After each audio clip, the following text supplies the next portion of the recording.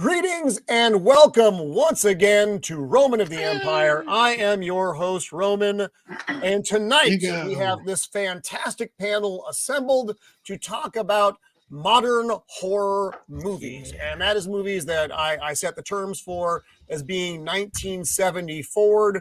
This is the era that brought you the slasher movies, the possession films, and really upped the game on the monster movies. Everything before that, I let Jacob Ironside manage on the classic side, which is, you know, your universal horror, and that's, you know, the classics.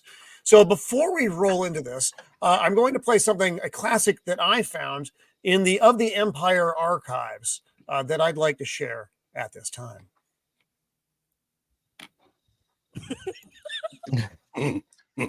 Wow. No audio. Sound. No audio. Mother dick! Fuck! Bastard! Boomer! Fuck! Boomer moment. You know what? Sometimes it's just not worth it, folks. Sometimes come you on, just give up. It looked pretty good. It looked like you had an unfortunate shoe polish. All right. Let me. How do I make it so I have It'd be a silent movie, subtitles. Where's the stupid thing to add audio? You didn't preload it into the StreamYard? God damn it! I just made it go away entirely. Come on! You gotta share the audio from the other screen. Hang on. Give me here. Talk amongst yourselves for a second. This is we're all professionals here, folks. Share the screen and say share screen audio. Share screen. I just like the fact that Lord. I just like the also fact share audio. That in the audio. There we go. I think I have it this time, folks. I just like the fact that there's a 7% chance this is going to work. Oh my god. 7. Okay, let me know if you can hear it. Nope. No. Boy, no. Is it in the tab? Yeah, this is this obviously filmed pre-1928. Is this back in the days of silent films? Yes, exactly. I'm just going to call it fuck it. I just gave up. Roman is so old. That was filmed prior to 1928. Roman, what was it like going to see the first talkie? Right, right. Fucking audio in there. It's so irritating. There's this clip. Is this one gonna work? Wait, it's supposed to be moving, Jacob? It should. It should. Are you ready? Here we go. Yes. Spear of Liberty, welcome back, my friend. How are you? Thank you for having me. I'm doing well. Happy to be here with some new faces that I've not been on stream with before. So pleasure to meet all of you, and hello to everybody in the chat. Also, gotta say, Jinja and Ninja.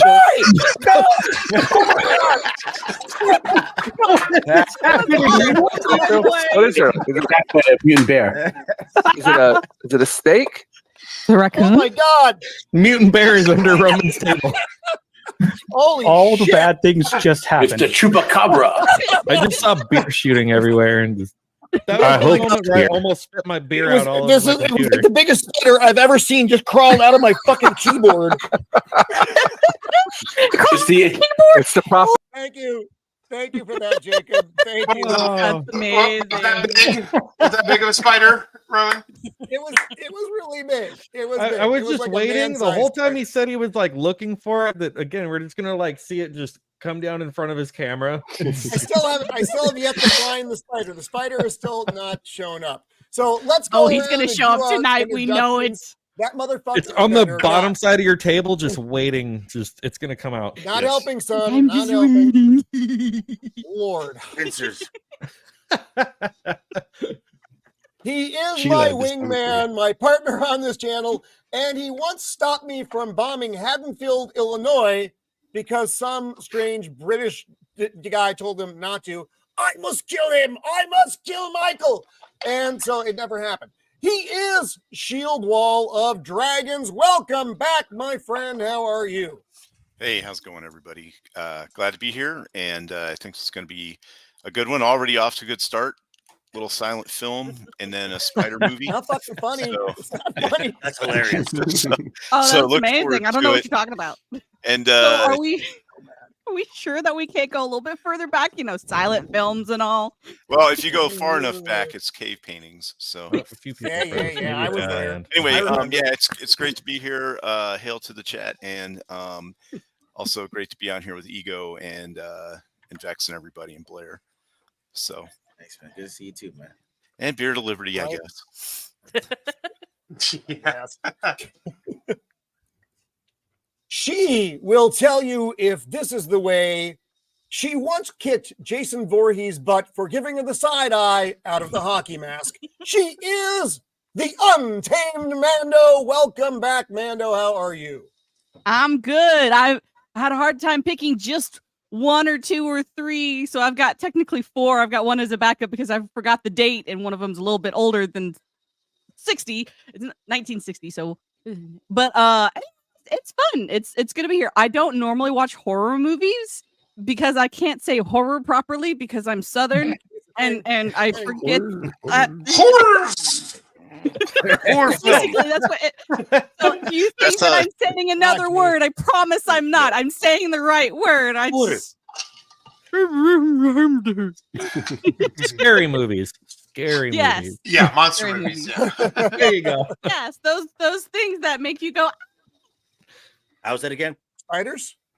Yeah, right. That only happens to Roman. Well, no, yeah, and small girls. He You still is haven't the killed it yet. Gotham, the nemesis of the Dark Knight. He is Joker voice. Welcome back, my friend. How are you? Oh, I am wonderful, and it's so good to be here on this historic event. For not only do we have the wonderful Left Eye Ego, the wizard upon wizards, Blair de Blair, but the reuniting of the Scissor family. Oh my god. Can't stop them, folks. I can't control it as much as I want to. I can't stop them. And it feels so good. Yep, scissor You know, overload. they're like a chemical. For weapon anyone pulled curious, from Roman form. did this. Roman started I this. did. We did not All my start fault. this. All This my is fault. Roman's fault. Which, by the way, if you check the poll, Vex, Mando, and myself are an option in the poll. Go vote. Yes, yeah, and so Something yeah, is since Roman's Joker fault, mentioned it, I we do have refuse a, to we have a poll running tonight. What is the scariest thing? Monsters, slashers, demon possession, and Vex, Joker, and Mando together. So right now, that is winning the poll. So in case you were curious. That's 69%. Pops! How appropriate. Oh, God. And Pops is here too. Wow. Oh boy. His beard was once mistaken for the Wolfman. He is Beard of Liberty. Welcome back, my friend. How are you? I'm doing well. Good to see everybody here. Looking forward to talking some I know. flicks. Yeah, especially you, Joker. Of course, we I know. know. Like if we don't put you primary, we get the crowbar. We're not doing the crowbar again, are we, Joker? But yeah, Every week with the crowbar. my picks are probably more Jason horror Todd got up adjacent because kind of like Mando, I don't watch too many of those, so I kind of had to dig and we'll see how it goes. I think Fair you'll like them enough. though. And just to let y'all know, the raccoons have arrived. Oh, boy. Great. All right. So keep an eye on Jacob. Make sure he stays with us. It is not whisked away by raccoons. Someone needs to babysit Jacob. I am often mistaken for his father, but I am not. He is the creative blue collar guy. Welcome back, son. Good to have you back on the show. I mean, let's be real. You could be my father. Just you would have had to make some very different life That's true. choices. You would have to make some very different life choices for that to be true, but it could be true. Yes, as always, I like to show up completely unprepared. So we're gonna see how this Excellent. goes, Excellent. and I might pull out some stuff that's not necessarily considered Hey, whoa, easy Yeah. there. traditional horror movies, but we'll see how everyone else on the panel does. But I might just toss out some things where I have to ask the question of, does this count as a horror movie? I don't know, but there's still some favorites. Right on, right on. And He then also goes take a few here. jabs at Roman here and there, you know. You son of a bitch. He goes here and there, they say. He comes as he will. He is my favorite internet wizard. He is Blair de Blair. Welcome back to the show, pal. It's been a minute. Hi, We missed you. Yeah. Football season's over, so now my schedule's freeing up a little bit. So yay, I'm back. And horror movies, it's my favorite time of year.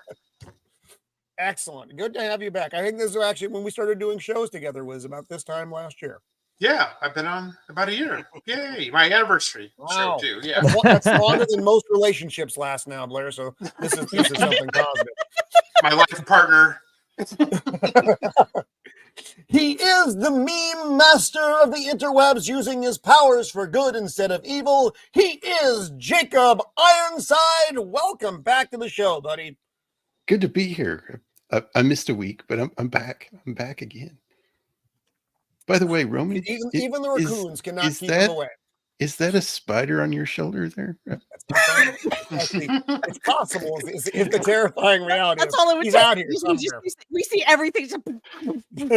I can't destroy my set again. That took a lot to come back from that. At some point, the whole table, everything's all just going to topple over, and you're just going to see his avatar just disappear. I don't know what happened. I was like, well, I don't know how we're going to end the stream, but oh well. Shieldwall's got it. Yeah, Shieldwall's got it. She is not Vex Emo. She is not Vex Metal. She is Vex Electronica. Welcome back to the show. It is, damn it, it's good to have you back. Vex. We missed you. It's been a minute. It's been since the scissor times. Since The Last of Us. Since we were reviewing The Last of Us. Yeah. It's good to be back. I finally have Thursdays off. So. Oh wow. Yeah, that's why I can finally be back here. Yes. That is awesome. No, I've been trying to get her, and she's been giving me the hand for several months. No. She's been giving you the scissor. I'm just gonna. I have no comment there. That was my soul leaving my body. Just expect a lot of that tonight, folks. We'll do our best. We'll do our best. I'm just gonna Goodness gracious. Scissor me timbers. That's where it all started. It'll stop one day, folks. No. For him, the monocle is more than just a fashion statement. He is Left Eye Ego. Welcome.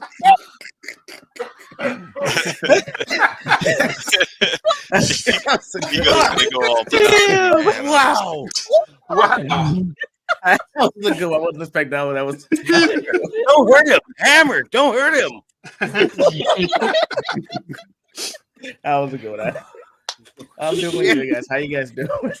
Good to have you, Roman. Good to have you. You think we're gonna bust a kidney or something? Oh, that goodness. was glorious. No, before we AJ. let's say hi to the chat.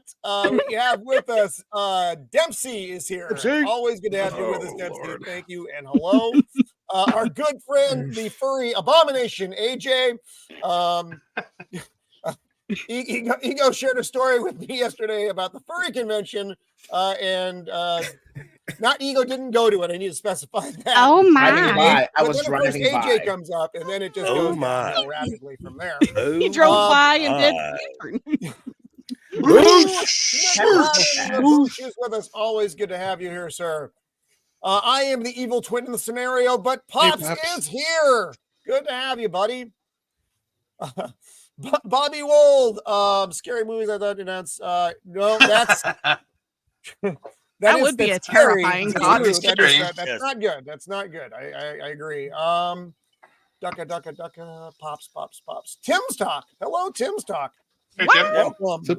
Welcome. Lady Marine is also somewhere in the chat.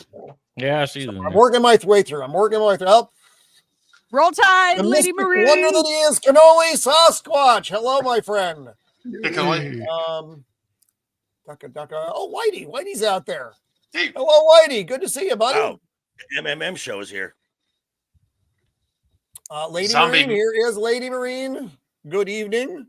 Zombie Main. Zombie Main just came. The man who knows all the things about all the things, Matt, the fad that shouldn't be. Welcome, my friend. What else? Zombie Main? Zombie Main. Zombie Main? Zombie Main. That is Dempsey's Welcome, son. welcome. Oh, really? We got the whole family. That's exciting. La la la la la. Nobody needs to hear that. Sweet Caroline. I think that is everyone. If that is not everyone, then I am sorry that I missed you. You're what? My best. You're what? Shut up, son. Shut up. So we are going to start with Ego for this round because I know he cannot be with us for the entire show. So I wanted to make sure that we did get him on here. And Ego, the movie that you wanted to discuss was first one was Paranormal Activity. Okay, I gotta fix this thing. I got that wrong, so I'm gonna fix that. It's okay. It's okay. I preface it. I actually. There's a reason I want to start with that one. Okay, there was a reason I wanted to actually choose that one because I was trying to go in chronological order as I could with how often I've seen them. I wasn't allowed to watch horror movies growing up because we were homeschooled. Parents were like, "That's the devil." So our version of a horror movie was you wake up and Jesus is taking everyone else with them, and you're stuck. Now you have to live through the tribulation. Yep, Left Behind series. Yes. Those were horror movies in my house. Okay. So when I actually got old enough and I actually moved to Philly, I was like, we're going to be bad. We're going to watch Paranormal Activity. Wait. Back up. You rebel, you. On purpose? Wait, what? You moved to Philly on purpose? Okay, it was for grad school, and it literally happened because the dean of the Philly school met the dean of a school in Tulsa, Oklahoma, and he was like, "Hey, I've graduated everyone from every school in America in Philly in my program." He's like, "You got one from Oklahoma?" He's like, "No." He's like, "I got one," and that's how I got there. That's really what happened. I lived there for like 12 years after that. So, like the second year that I was there, I was like, "Hey." Me and my buddies were going to say, "Hey, let's go watch Paranormal Activity." And I was like, this is a great chance to be rebellious and to watch a scary movie. And you picked one. Huh? What was the problem? He goes really stretching his legs here. So that's good. It's good. It's good. Yes. I enjoyed this movie. So Ego, give us a little breakdown here of Paranormal Activity. What did you Paranormal? It's about like I want to say they're almost a newlywed-ish couple, or they've been together for a while, and so they're moving into the house, and strange things start happening around the house. Things get moved. Things aren't where they should be. Things are out of place, and that's so called marriage. Exactly. That's why he had to put up a hidden camera. Right. And I mean, isn't most of this film hidden camera or it's like it's like surveillance, security. Yes. And so found footage. So the problem is like when I'd seen like the previews for the Blair Witch Project, I couldn't do the found footage where it's shaky because I can't tell what's happening and I couldn't hear so well, so it looked confusing. So when they started doing this version of it where the camera could pan and still and it would only shake when something bad was happening, you're like, oh, okay, I can work with that. So, the husband or the boyfriend decides to put in a hidden camera and to figure out what's happening with these strange occurrences. And at first it seems like it's innocuous, like, hey, a door opens or a door closes while both of them are there. But I know that there's one point in the movie where she just stands and looks at him and the camera lapses for like 4 hours and she's just staring at him the entire time. And I was like, where she would like get out of bed and stand next to it watching them. Yeah. Oh, and then they'll speed up the camera and it'll just be 4 hours without moving. Yeah. Yes. I thought like a lot of the horror films follow that kind of that cadence now with the found footage that they use or just the recordings. But it was really revolutionary when I saw it. And so, I'm not sure if we're going through the whole movie of it all, but you find out that she's the problem. As in marriage. Yeah. I'm joking. Surprise. I'm joking. I'm joking. I'm joking. I'm joking. So I'm joking. I enjoyed ahead. this movie. Mhm. It was I know there's like 10, what is there, like 10, 11, 12 There's a bunch of sequels them to now. this movie. Yeah. Oh yeah. Which is a little bit weird. I don't know why there are so many sequels, but there are. It's just like, you know, Product is cheap to make. it's a typical Hollywood deal. Go ahead. Here's what was interesting about this movie, though, is specifically, maybe just most specifically for myself and Roman being where we live, in that when this first one came out, when they were trying to make people believe that this was real, that this was found footage, this was whatever, that this took place in San Diego County. They filmed it in San Diego, everything. I legitimately had a roommate at the time that this movie came out. He thought it was real. I was the one that had to pull up the DVD. I had to pull up the DVD menu and tell him, I'm like, documentaries don't have alternate endings. They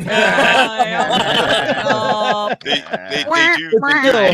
But still, it was the fact that it's like the house that it's in and everything. I think they actually really did film it in San Diego. So there was that little bit of like, oh, like this happened in San Diego. And I'm like, well, shit, I live in San Diego. Like, I guess it was like, I mean, the thing that got me was the fact that, like, you know, there's a point where they try to bring in a priest, and usually when you bring in the priest, it's like things are usually going to get better. And there's a point where the priest walks in, and he's like, I'm not welcome here. No. Okay, and this is why we forgive Ego, because having watched horror films, when the priest comes in, that's when shit hits the fan. I'm not gonna lie, I've never seen The Exorcist, so that's probably why I'm missing that context. You really got to fix that. I'm gonna watch it this. Joker. You gotta watch that. What, Nadia? Are you crazy, girl? Oh my god, that's not great. even the best of it. Right. And so the thing I was, is like I like found footage stuff like this. Yeah, and the thing is, I actually watched it. We watched this like Halloween weekend. And the thing is, it messed me up so bad. I had to sleep with the lights on. But what happened was the first night I tried to sleep with the lights. That's adorable. I think is, well, this is the thing. I lived across the. When you saw this? Okay, I was 23. But what happened? That's This is what happened. adorable. It freaked me. It freaked me out because I lived across the street from a hospital, and I was on the 14th floor, and so I had the direct light with the helipad. So when I tried to go to sleep with the lights off, they were evacuating someone onto the hospital. So there's a bright light flashing into my window. And I'm like, this is it. She got me. It's paranormal activity. The Lord was right. I should never have watched it. You know, I'm crying and praying. This is not the case. So yeah, that is. And I didn't watch another horror movie for like 8 years. That is the most precious thing I've ever heard. I actually never saw that movie. I saw the comedy parody. Okay. The Wayans brothers. Okay. Yeah, it was Wayans brothers. Wow. Pops. Wow. A place goes. No. I mean, I probably did.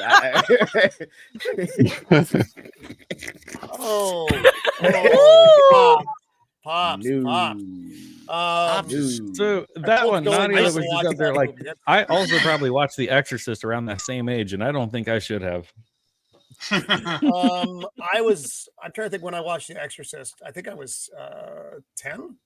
I was definitely too young to see something like that, and it still sticks with me.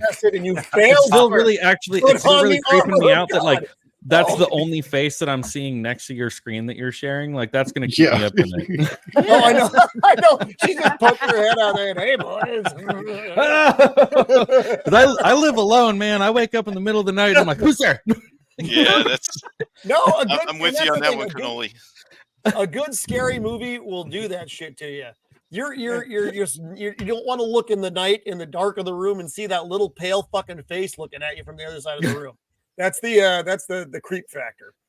Well, that's my job. I'll work at 6 a.m. tomorrow, and I'm not going to sleep all night. Much for the panel.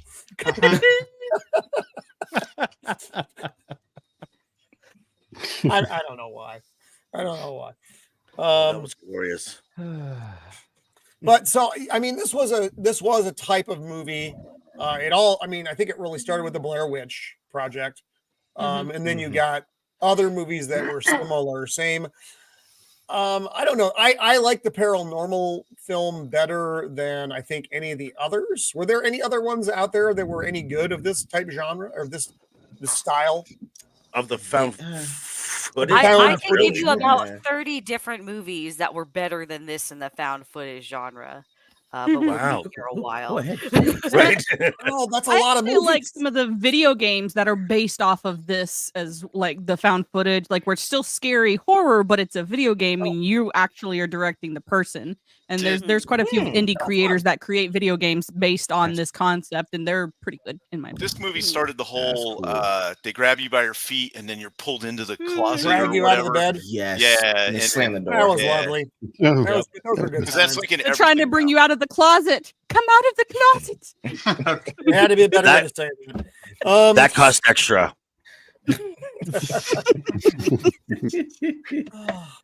So that was that's Paranormal Activity. That's Ego's first horror film. Ego. I mean, like the first it one was you the ever saw.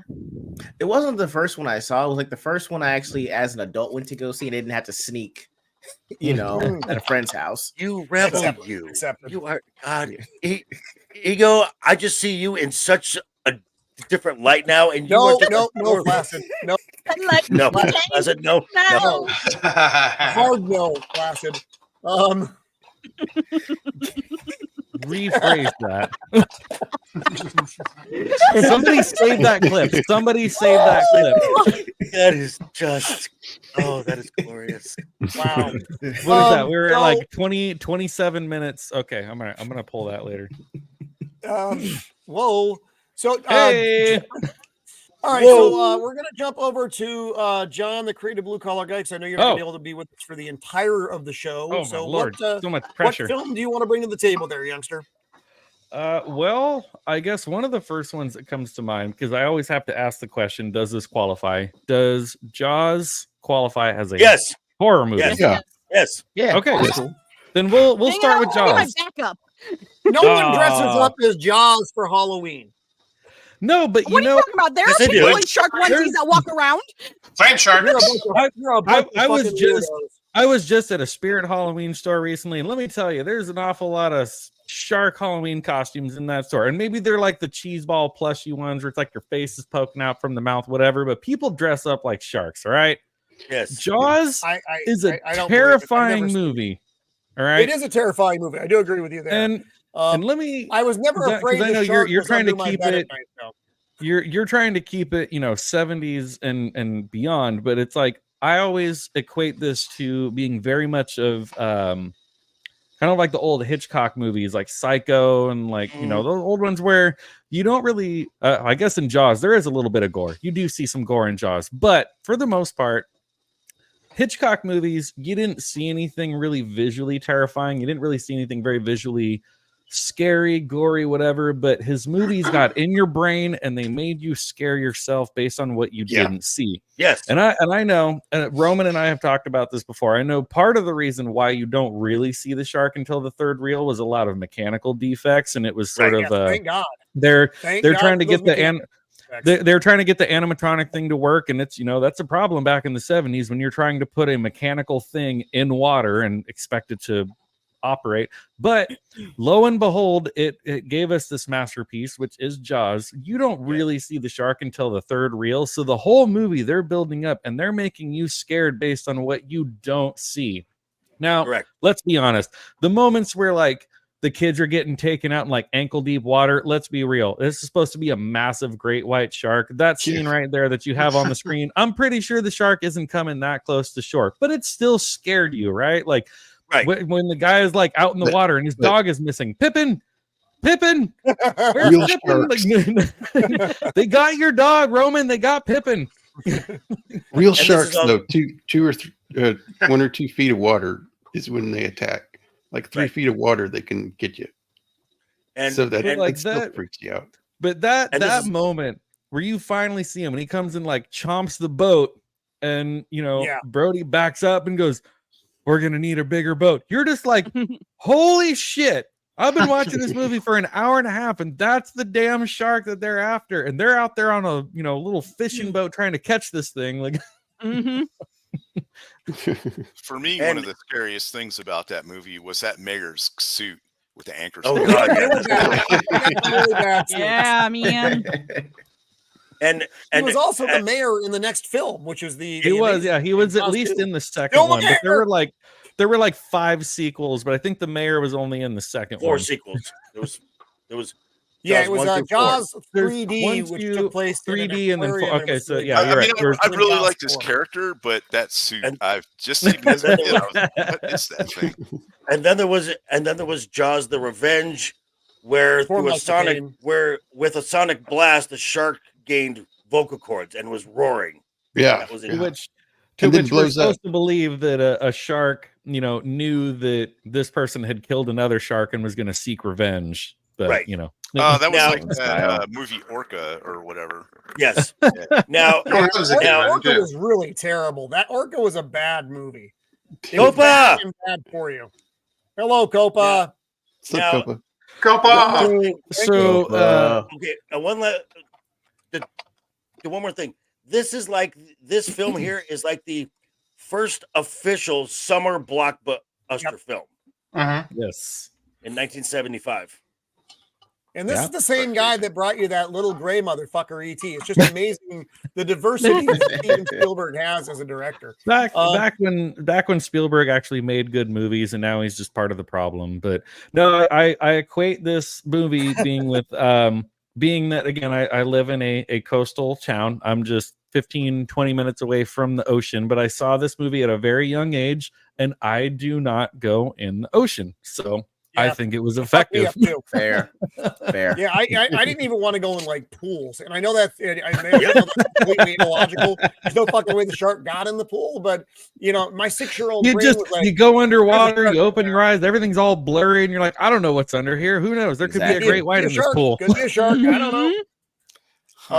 But yeah, you're right. This was the first of the big blockbusters and of the summer blockbusters, and this really was the one that ushered in the age of the sequel, because you did have them before, but it wasn't quite as blatant of a movie going from but at the same time, though, it's like Steven Spielberg he only did the first one, so all the sequels, like, he sold them off to be like, yeah, go ahead, do whatever you want. So, like, yeah, they made a bunch of sequels, but Spielberg was not a part of any of them. Right. Yeah, I saw this movie when I was about the same age. Okay, that's hilarious. If I say ha. The German shark is much scarier than the American shark, by the way. It's a very aggressive language. Yeah, exactly. It just sounds angrier. I saw this movie when I was about the same age as the kid that gets eaten, and I went to the beach on vacation. Little Timmy Kittner? After that, yeah. And my aunt was taking me out on a floaty that was the same size and color. Fuck that! Oh no!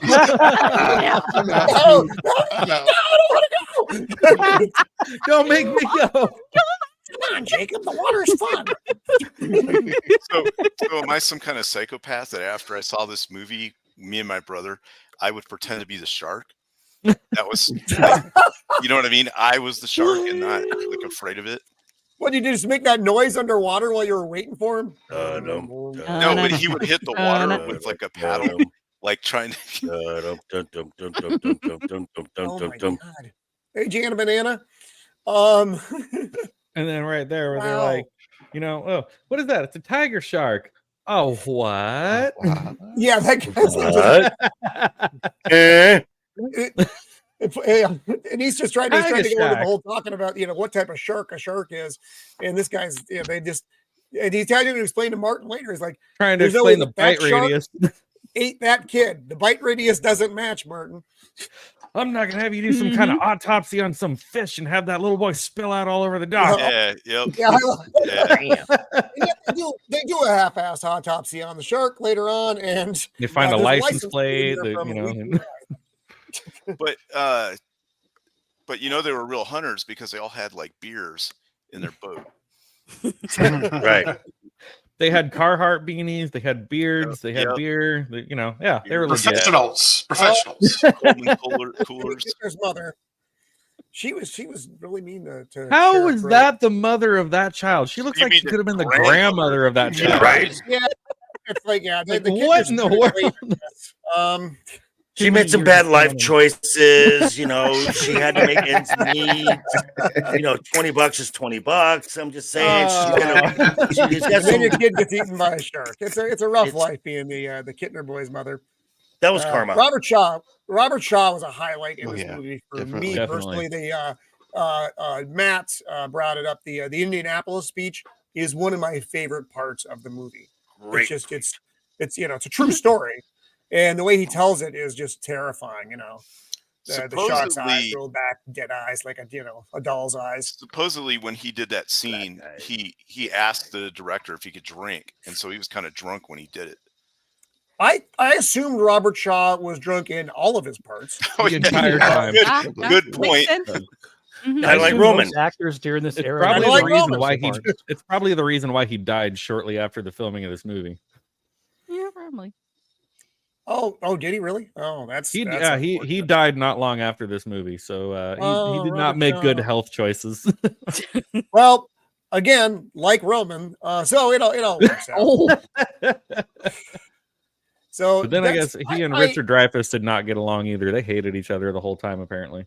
I can see that. Yeah, I heard that too. Yeah, Dreyfus can kind of be a tool. I Well, can see and- Dreyfuss annoying people. Well, and this- to this day, Spielberg and Dreyfuss have both said they don't go in the ocean. Yeah. Oh, it fucked them up too. Well, good. At least it wasn't just the audience. Okay, but So, not a Steven classic Spielberg is also the one who they have the Jurassic Park. They recently revamped it to the Jurassic World ride at Universal Studios that has a big drop at the end of it. Steven Spielberg has famously been known for riding that ride up till the very end, and he requests that they stop the ride and let him off before the big drop. So he won't even go on a big drop on an amusement ride. So Steven Spielberg's a fun little fact. bit of a sissy. About that. Quick fun fact about Jaws: the scene where the real shark underwater, is hitting Yes. the cage. That's some stuff. The diver is a midget to make the shark look bigger. Oh wow, interesting. They stuck a little person in a cage. Well, Well, it's got to be against some kind of rules. Well, you also got to they factor said the that, size of your target when you're putting your You bait don't out want to there. get in the cage. Shut up, Warwick. Get in the goddamn cage. Oh, You know, and don't go also in. said that Richard At Dreyfuss's Arkham character. Asylum, we call those pinatas. So, and also Richard Dreyfuss's character was not supposed to survive the movie, but when they were filming those scenes where the real shark was mauling the cage, there was a shot that they got where the shark was mauling the cage, but there was no one inside the cage. And so they had to kind of write that into the story to be like, oh, well, I guess he escaped and he comes out at the end and he's still alive. But originally his character was supposed to die too. They had a shot that was so good of the shark just attacking the cage and going after it. But they're like, well, there's nobody in the cage while the shark is attacking it. So we have to somehow write that into the story. Wow. Well, that's Jaws, folks. Again, it's not a traditional. It's not slasher monster in the closet horror, but there's a decent the death toll. the panel ruled, and it's fine. I accept your ruling. It's no Centipede 3. All right, so let's. I guess we can. Is everybody else good on time for this evening as far as that goes? Okay. I gotta Oh, leave sorry, in less than an hour. I got 50 minutes. Okay, before I well, gotta go. then we are gonna go with Vex Electronica. Oh, Vex. okay. What are you bringing to the table, Vex? Given the time frame that was provided, I am going to go with the 2006 British horror film, The Descent. Ooh, good one. Yeah. Nice one. That's a good one. Oops. When This you're is- typing it wrong, I'm Won't typing see in the decent, and that's not the same kind of movie. The, Big difference. folks. is that the one with all the Curious. women that go into the cave? Yes, the Yes. cave It's the divers. cave and then women's. yes, and Yeah, then they yeah. Talk encounter about the something movie here, down there. Vex. And they encounter Gollum's Yeah. descendants. Yes. So basically, these four chicks. Well, the main character. Oh, sorry, 2005, not 2006.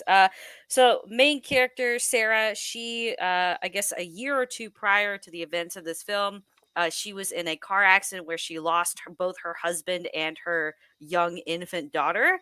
So she's quite traumatized. So these girls, for the first time, all 6 of them or so, meet up and decide to go cave diving in the Appalachian. Thing, isn't it? Yeah, well, they're all outdoorsy. So the film opens with them like white rapid rafter. Whitewater raft. Thank you. Whitewater rafting. Thank you. There you go. Whitewater rafting. So they're into kind of more extreme sports and stuff like that. She's So like Canadian, folks. It's not her fault. Words are hard. At least she doesn't say sorry. right. Sorry. Funny. So they I all have a finally disability. get together and they decide to go to this cave in the Appalachian Mountains.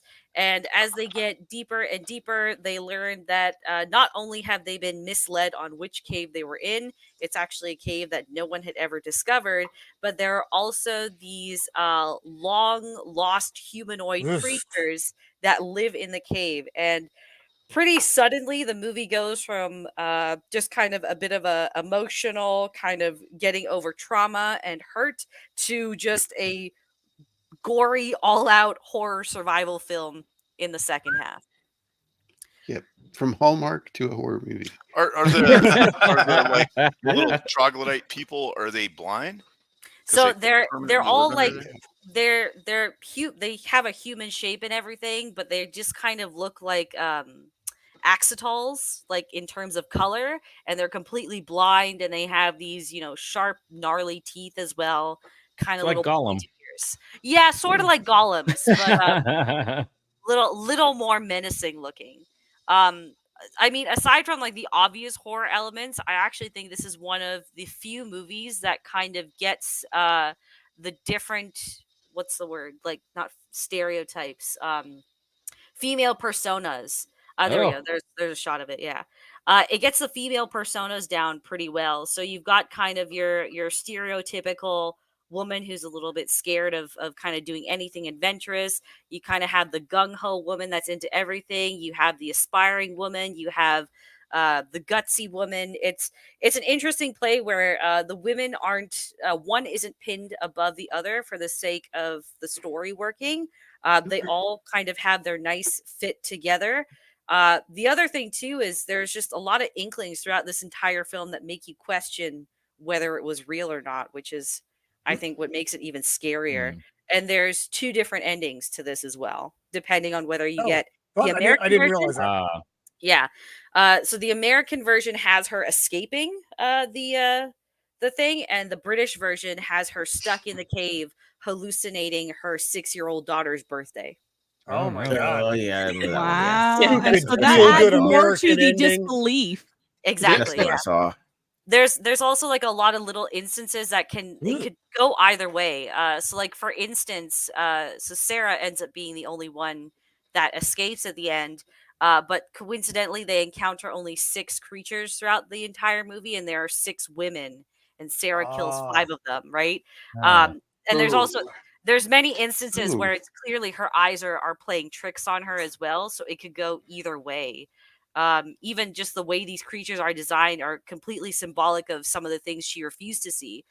So it's hinted at the beginning of the film that one of her best friends in this group was actually having an affair with her husband before he died in that car accident. So just kind of a refusal to accept what was right in front of her. There's a lot more depth into this film than comes at you with face value. There was a sequel. The sequel completely ruins this film, and it's just garbage, kind of stereotypical, straight to DVD horror. So were these creatures like trying to eat them or something, or? They try to eat them and hunt them down. Like you get a bit of like an idea of how old they are. Like at one instance, one of the ladies finds a Viking helmet down there, and so they're like, oh, these must have been. And you get like a little like old school, like Viking, was it like rope climbing hooks and stuff as well. You find that, so you have an idea of how long they've been down there. Where's this cave supposed to be? It's in Appalachia, so in Virginia somewhere. Yeah. Really? You think? You think? Okay. I mean, there are already like hillbilly cannibals up there anyway. So yeah, that's why Hey, I'm a hillbilly. look like a little bit of like a Nosferatu sort of type of creature or yeah. something like Let's that. try not to offend the hillbilly cannibals in the audience tonight. All right, folks. Let's make that our new How many hillbilly cannibals do you have in your audience, Roman? At least three. At least three that I was know gonna of. say at least 3. wow. Wow. Yeah, So that's- I can watch this film over and over again, and I never get sick of it. I love this movie. Oh, This is like a top 5 movie for Then me. that means it's a good Hey, film. If you Cooked Yeah. with some fava watch it over and beans over. and a little Chianti. That's great. So basically, like this whole movie makes you wonder: was there actually something, or did she just like murk all of her friends? Yeah, did in she a just And it just makes you hallucinative, say, I should never go cave diving. How about that? Like, yeah, that's what I took away from the movie. That There's was so my many takeaway. reasons That's not like to go cave diving. like Jaws, maybe not want to go in the water. Descent, maybe not want to go in a cave. So I mean, Yeah, if it's there's pretty enough movies terrifying. out there, I'll never leave my house. So that's you already don't leave your house, Roman. My brother almost got I stuck in a left cave. once. You need to go to the record store and back, and then blame me for you buying too many records. That's also true. I have a record addiction, and it's John's fault. It's not my fault. The cave movie. Cave movie. That narrows it down. I think it was the same year or the year after this, but there was an American film called The Cave. Yeah. Kind of similar. So I think that movie ended up overshadowing this one in terms of. Oh my God. Yeah. They always release movies like that in pairs, it seems like. Mm-hmm. Wow, that's terrible. Yeah, Well, I that's highly a recommend great one. watching the British version if you get a chance to watch this. It is, as Copa also said, the far superior version of the film. Yes. Yeah. I was not aware of the cave. Sometimes the British version of stuff usually winds up being better than the American version. Mm-hmm. Ego? Yeah, my bad. Say again, man. I'm sorry. No, you were waving your hand. I thought you wanted to say something. Or you just having a moment? No. I'm wide waving off. I'm like, who would want to go to a cave? No. I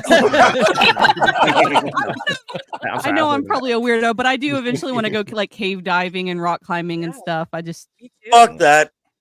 I can't do it. So if we Nope. can get Mando, Vex, and Joker together for a cave dive, They're all dying. Not if we have scissors. Not if Right, yes. Or we just take the scissors and go. Just make sure you can climb faster than everybody else. Yeah, you don't have to be faster than the cave. That upper monster. body Just, strength. Faster than your fellow keeper.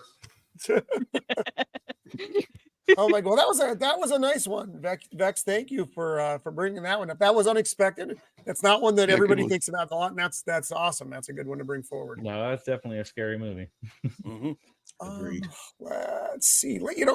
Since Beard's the new guy here, Beard of Liberty. What movie do you want to talk about? Well, I want to win back the support of your hillbilly rednecks. Okay. And go with Tucker and Dale versus Evil. Like I said, my stuff is going to be horror. I thought you were about to say Children of the Corn. I was like, no. okay. I was guessing the Hills Have Eyes or something, but Yeah, me too. No, Tucker and Dale versus Evil. All would have Big worked. difference. Big They all would difference. have worked. But This is a funny movie. I enjoyed this movie. I love this. And even though So I give don't- us the rundown here, Beard of Liberty. yeah, even though just to start out, even though I don't watch a whole lot of horror films, I know the tropes, and I love how this just hits all the tropes and just flips everything on its head. So basically, Tucker and Dale, two like childhood best friends that buy an old rundown cabin as their kind of vacation home. They go out there to fix it up and get like mistook for evil killers by a group of overly good-looking preppy college kids who, through misunderstanding after misunderstanding, end up killing themselves around them. And all Tucker and Dale want to do is just... No. Go back. What? Just that? There got we Joker's go. attention. I mean, That's where Dale realizes he's in love. Just leave it. So Why you go? Okay, fine. Can't just stay there all night, Joker. So Yeah, I he- know. It he just ends up proves that falling- Joker is a man of culture. You have access to the internet also. You can Oh, do I ever?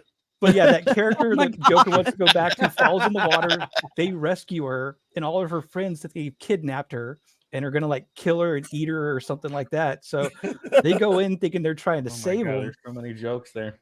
and it's just one kid jumps in Alan. to try to stab Tucker in the back and accidentally jumps into the wood chipper. Blood starts pouring out Accidentally all jumps into right a there. wood chipper. Then the sheriff comes up. They're like, "Yeah, hold on to his torso." And Yeah, and they're trying their hardest to explain everything's fine. And then Dale starts opening his mouth. It's like, oh, we can have her explain. Oh, if I had knocked her unconscious. Oh, she's in there? Yeah, she's in my bedroom. The entire time Tucker's Oh my like grabbing his God. shoulder going, I like but yeah. Well, the- If the- anybody out there Hey, hasn't hey. seen this, they should. it. And you can't go wrong. You can never go wrong with Alan Tudyk in a film. Absolutely. He is great in everything he does. Yeah. Yeah, he and Tyler Labine play off each other as best friends really well. It's a very believable, like weird sort of friendship. So That's yeah. I've only seen this once, and now I think I think I need to see it again, just because Yeah. these are movies like this. What was it called? The Cabin in the Woods. I Was like it- Cabin in the that Woods? movie as well, Yeah. Yeah. which Yeah, was yeah. it took itself a Sweden. bit more seriously, but it was different. It was a It was kind a of good twist one. on the genre thing. yeah, if you like It this had, kind it of, had an interesting twist to it. That movie looked Yeah. retarded. but I mean, if you like the slasher flicks and horror stuff like that, you're gonna love this because it hits all the tropes that you would expect, but they're not done normally. Mm. Okay. The craziest person by the end of this film is the preppiest kid who can't accept the fact he's actually half hillbilly. Yeah. Wow. All right. Lord. All Yeah, right, that's I a mean, weird I one. can't really go too much into it without just describing each kill, and I don't want to Right, spoil right, it in right, case right. anybody out there hadn't seen it. I might want to watch it now. Oh, it's fantastic. that's a good See, one. I don't yeah. think this one will be too scary for you, Ego. So Thank God for that. you won't need the glowworm, buddy. Wow. Now can we just go back to the blonde in the bikini shot then? Can we just go back there? No, I think we got to there's move more along. to the movie than just the blonde in the bikini. I beg to differ. Yeah, There's there a was lot your of topless killing friend. too, buddy. Whatever. The killing I is mean, the there's a important lot of part. dying, not necessarily killing. Yeah. Oh, that's true. But there's That's a true. little, Yes. yeah. But yeah, there's also the weird love story between the hillbilly and the fancy college girl he doesn't think he's good enough for. Yeah, and yeah, I don't know how to get really into it. It's just, it's a very simple premise. Everything is a misunderstanding, and it just results in dumb kids dying and killing themselves off. Isn't that most of the horror kinda movies like a in regular the, horror like the movie, mid but they just kill 2000s? themselves. Yeah, Yeah. Mm-hmm. Yeah, that's a good twist on a horror movie. I feel like most of the horror movies in the mid 2000s were that, where it's like you had some kids in their probably like early to mid 20s, and there's just a misunderstanding, and then everybody dies, and well, here we are. Mm-hmm. Well, that's the way I feel about Halloween. I think that was just all a misunderstanding, and they did. They did it Yeah. But themselves. can we at least agree that the original, the very, very first one was a classic? Everything else is trash, but the very first Halloween movie was worth watching. Oh, duh. Yes. Oh God, yes. Absolutely. Actually, the Yeah. first two are worth watching. Okay, because it was kind of a direct sequel, but really, even that was kind of a It was reach. just a continuation from the. It It wasn't. was, oh, yeah. we're just in the now we're in the hospital the whole time, and a bunch of people die, and then okay. Well, So that's the way it is that now. that Wait, kid is- from the is previous that the slide. house from Evil This kid. the house? Is that the house from Yeah, it looks like the Evil Evil Dead Dead. house? Oh, it does. Maybe, but Wow. I don't think it's standing by the end of the film. So I also think that's how every house in wherever this is looks like. So there's probably a So Sam Raimi forever swears up and down that the cabin where the original Evil Dead was filmed has been demolished, destroyed, burned down, whatever. Like he swears it does not exist anymore. I don't know if I believe that. well, otherwise people would keep going there. Yeah. Well, people- True, they- but they just go to like the you're saying, original. it's like yeah, maybe that looks like a generic cabin, but like that really looks like the cabin that Evil Dead was filmed in. So I don't know. No, that one looked like it too. But you're right. I'm not saying I've seen these movies a bunch of times. I'm just saying. Tucker and Dale versus Evil, a twist on the classic slasher tropes of like the 80s and 90s, and maybe even in the 2000s as well. A little bit of the 70s too. Like the 70s is when the slasher stuff really started. Slasher, it all started. Like Yeah, the slashers all started in Chainsaw. Yeah, because it does take kind of Yeah, that focus of like the kids getting out that there movie, and, you know, that being movie promiscuous. disturbs And me. Which one? Texas Chainsaw Massacre. Texas Chainsaw Massacre. Yeah, that one just bugs me because it's yeah, really, it's like a pretty twisty. visceral kind of creepiness. It's not, I'm afraid Leatherface is going to burst into the room.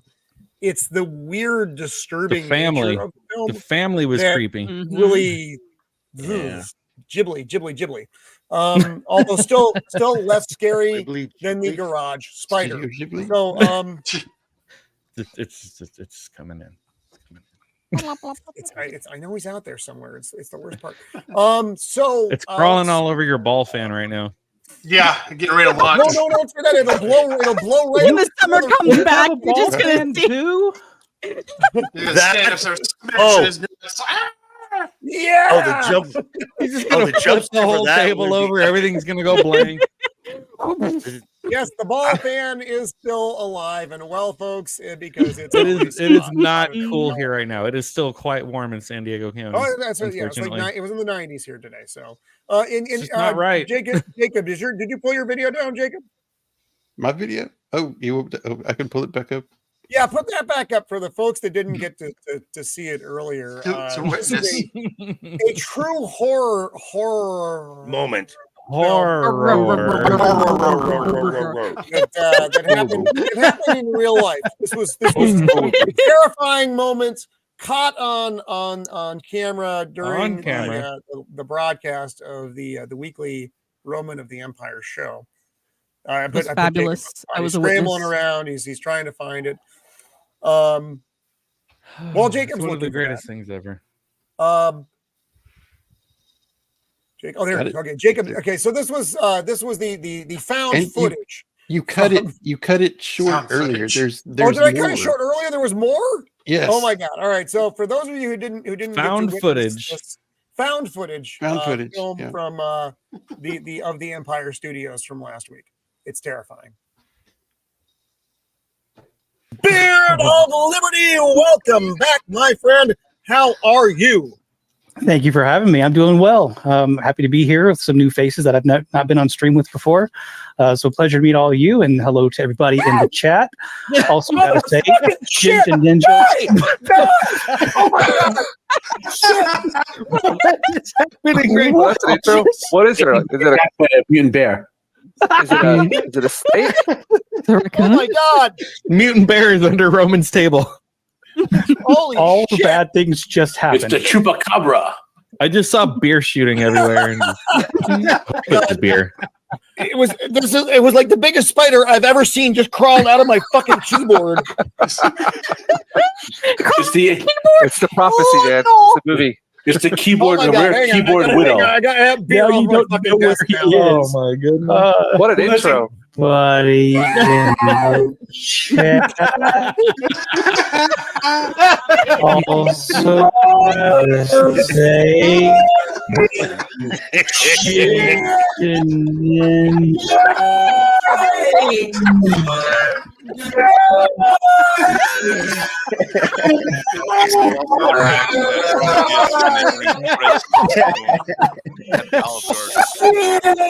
Oh man. He tried to kill it with his beer. Chat. Also, gotta say, Shieldwall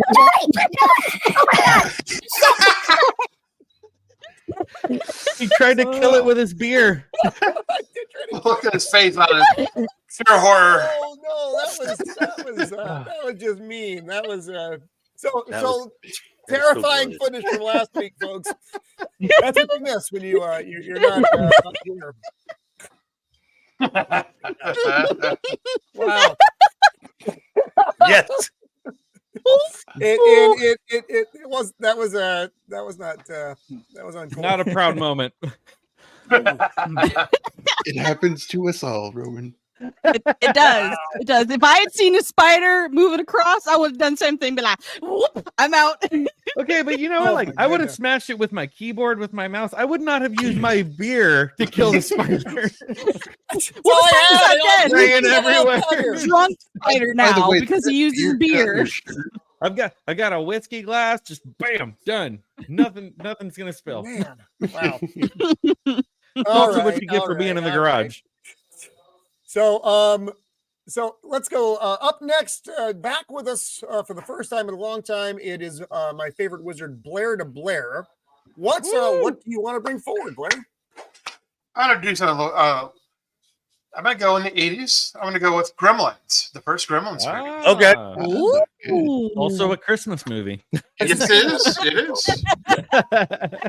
Two things about this. First, this launched a whole series of copies. It did. Critters, ghoulies, whatever. Funny little creatures causing havoc. Mogwai. Also, this is one of the movies along with Indiana Jones and Temple of Doom that brought in PG-13. Yes. Also true. Yes. Because back then they only had PG, and this didn't rate a horror because there's no cursing or anything, but it was so overboard that it wasn't quite for the kiddies either. So, and it was like a perfect blend of horror comedy, like dark comedy. Looks like Pippin. Yeah. Razor sharp puppy teeth. Oh my God! I forgot that he was in this. Yeah. Like one of his first movies. Wow. Oh, before he got all weird and abused, poor guy. Wow. This movie What also did you get for hanging out with Michael Jackson? Yeah. Yeah. This movie Phoebe. also drove a big increase in microwave safety classes. Oh yes. Yes. I expect the old guy to say, "China Phoebe is here. Cates. China is here." But it Mr. had Burton. Phoebe Cates in it. Look how cute he is. Little fluffy Mogwai. fella. Oh yeah. So, What was Blair, the Blair, go over voice? go over the basic premise of the film, Blair, for the folks who maybe haven't seen Gremlins. I mean, it's possible. My So son's you got never a seen it, so you're out there. traveling salesman played by Holt Axon, who goes to this kind of Cheerio shop and is trying to pick up something for his kid for Christmas, and he meets this Mogwai in a cage, and he wants to buy him, and the guy's like, "No, Mogwai is not for you. We don't have the knowledge to handle these things." So he gets the kid to sell him the one anyway. He brings it home. He has like the little sheet of rules: don't get him wet, don't feed him after midnight, and no bright lights.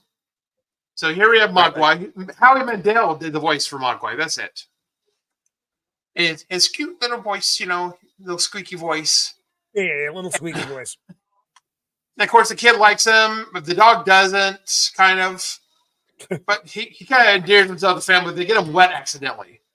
And all of a sudden, off his back pops, 6 or 7 fur balls. Well, that's how they reproduce. They get wet. So you got like a whole bunch of little Mogwais. But they're jerks. He's the nice, sweet one. They're kind of dickish. And, they're raising ruckus around the house. And then he wants to. One of them actually is smart enough to unplug a clock or chew through it, the wire. So when they want food, he checks the time. Says, "Okay, it's not midnight yet. You should be fine." He feeds them. Well, then they turn to those cocoon things, and they morph into these reptilian things, and then they start causing havoc across the town. They start killing everybody. There's this one lady. She's she played the Wicked Witch of the West in the original Oh, movie. was she in this?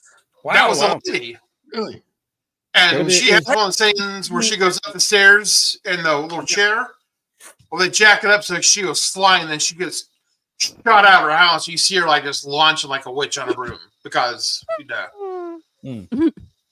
And but when they turn into these reptilian things, is there somebody there saying that is not real? Yeah, right. Well, one of the guys in town's an old World War II guy. He talks about the gremlins. There he is. Talks about how they had gremlins in their equipment in Japan, cause all kinds of mechanical problems. So when he starts seeing these gremlins, he knows what they are, and he knows things are going to get bad. And I love that part.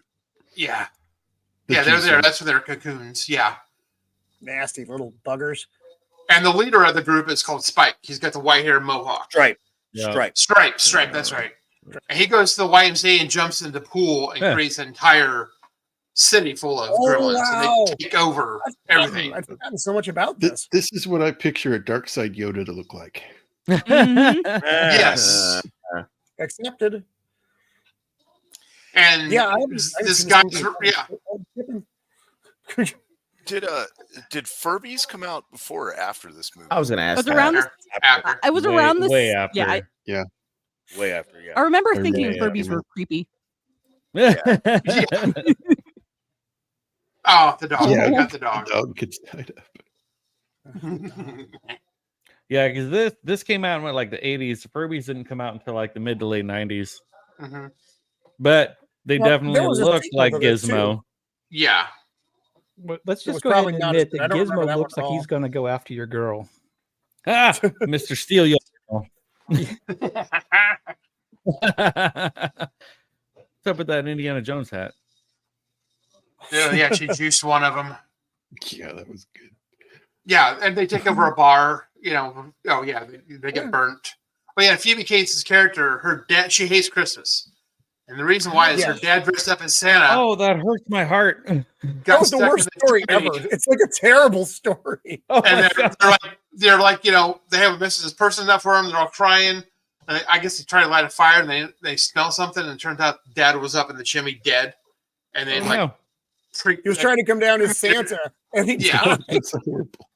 And so she hates Christmas. Oh yeah, this is funny. They kill the carolers and take over. And they're like the So worst how do you- carolers in the world. How do you kill a gremlin? Bright lights. Bright light. Oh, that's right. Yeah, I forgot. In a It's been- I don't microwave, even know in a how long since I've seen blender. this thing. A shovel to the head. So it's Shotgun. all the classic ways. Yeah, right. But there he there's is. the Y.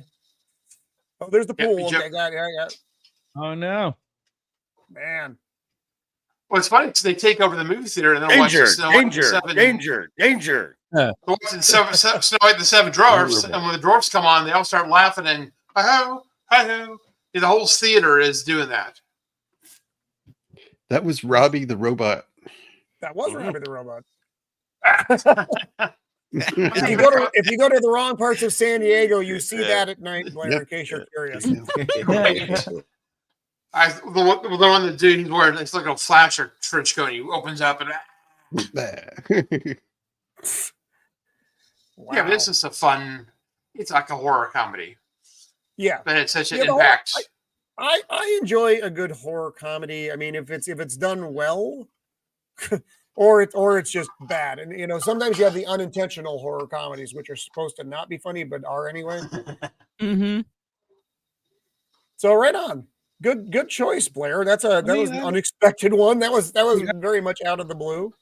I would honestly go so far as to say that even like the Freddy Krueger Nightmare on Elm Street is a little bit of like horror comedy because yeah, it's horror, but he's gonna It's make funny, fun right? of you before he kills Yeah. you. Like there's Mhm. some weird dark humor in those movies.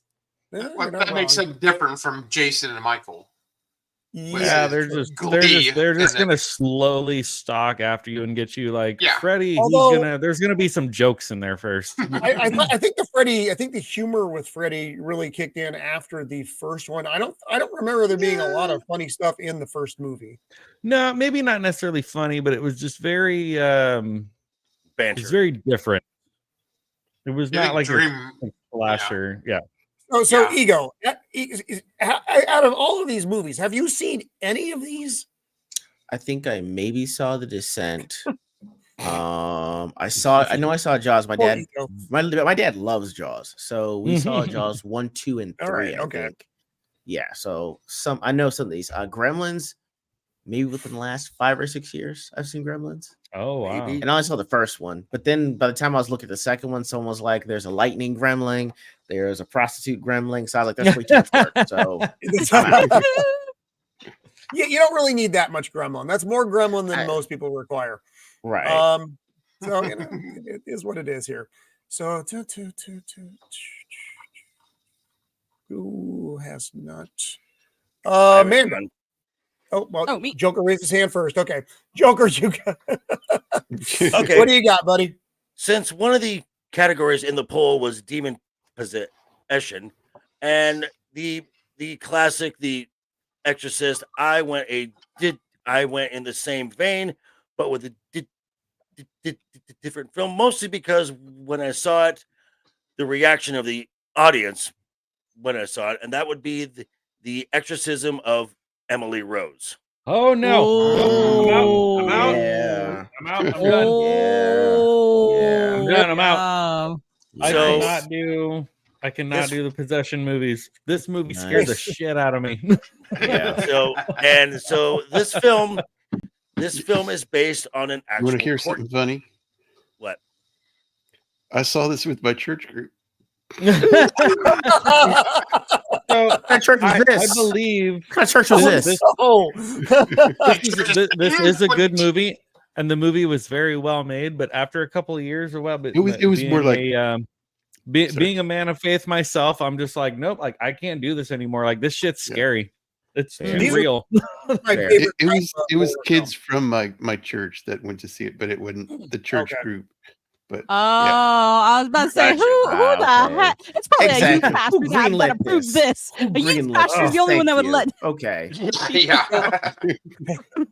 I know Okay, because I so- was one. Joker, what's the? Give us a rundown on the movie Joker. So this is based on an actual court case where this college girl named Emily Rose is experiencing mind altering events in her, and she's getting violently thrown around. She comes back home, and a priest, they call it in a priest, and he has determined that she is possessed. However, this demon does not want to let go, and this demon puts up a fight. So the film is intercut with the courtroom drama as well. And at one point, they actually play the recorded audio from the trial, and then this is at the point where the demon finally reveals itself, and then they go from the tape and they morph back into the actress's voice, and she says, "I am Samael. I am Legion," and then her eyes just turn into voids, and then she says, "And I am Lucifer, the devil in the flesh." Terrifying. And in actual events, Emily Rose died 3 days after this exorcism happened. So this is an actual, like I said, this was an actual case, and I've watched this film multiple times. I enjoy this film, and the reason I watched it, and the reason I brought it up, was because I went and saw it on a Saturday. It was like the last showing. It was like 11 p.m. at night. So it Oh, good it timing, didn't get buddy. done. Right? So it didn't get done till after 1 a.m.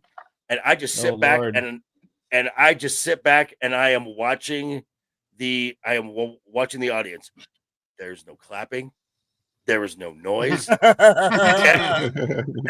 Everybody just gets up, ducks their heads, and just walks out. And I'm like, church attendance is going to be up tomorrow.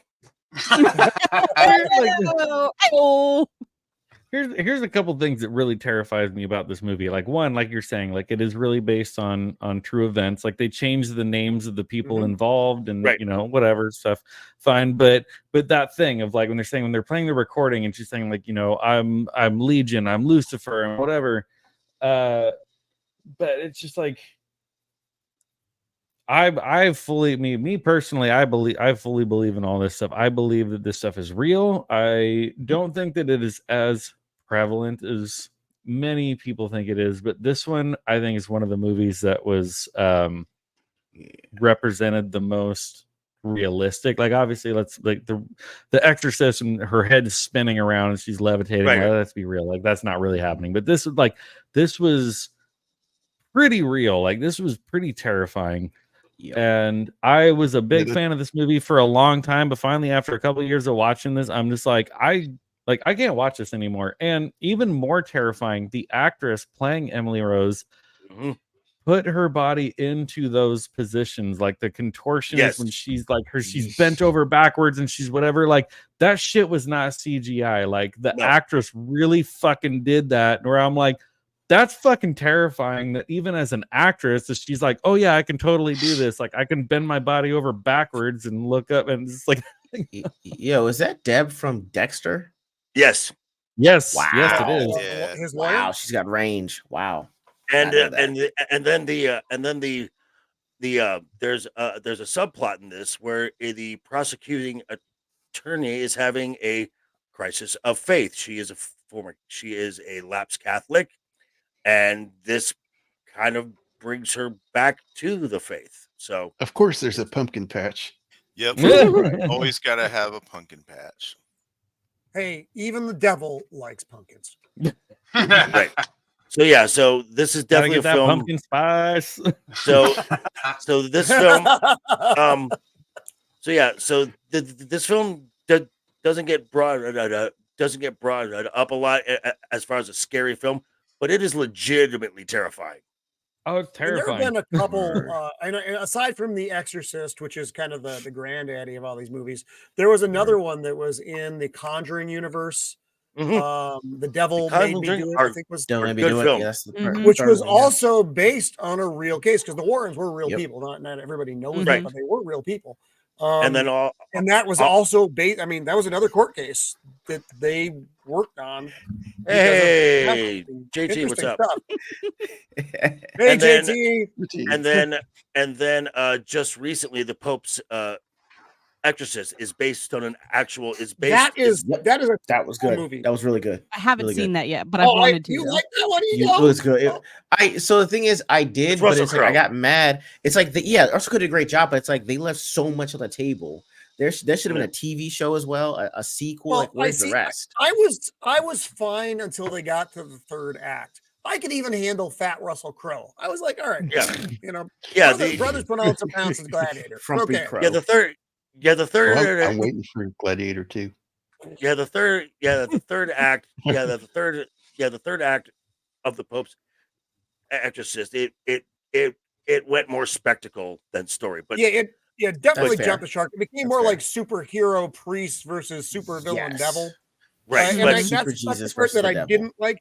Right up Yeah. until that, right until they jumped the shark, though, I was enjoying it. The third act But- wrecked the movie for me, though. So that's Right. why I can't put that on my recommend list. yeah, but this film, as far as a scary film, I cannot recommend enough. Yeah, this one is terrifying. Yeah, I So, can't nice do one, possession Joker. movies. I like I It's said, too that's cool.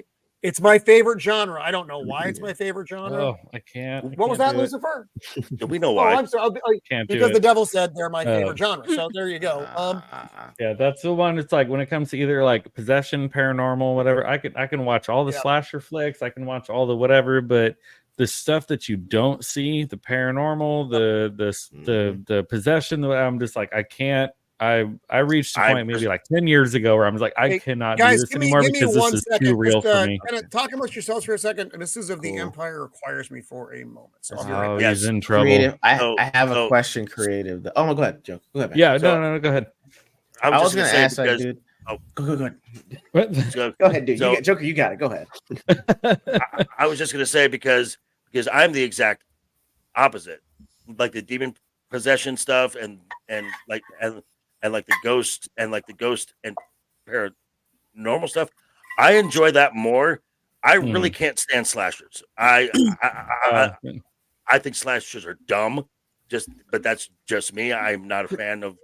Yeah, They not got a slasher brand fan new one either. coming out called Thanksgiving. Yeah, I mean, dude. You have to see it.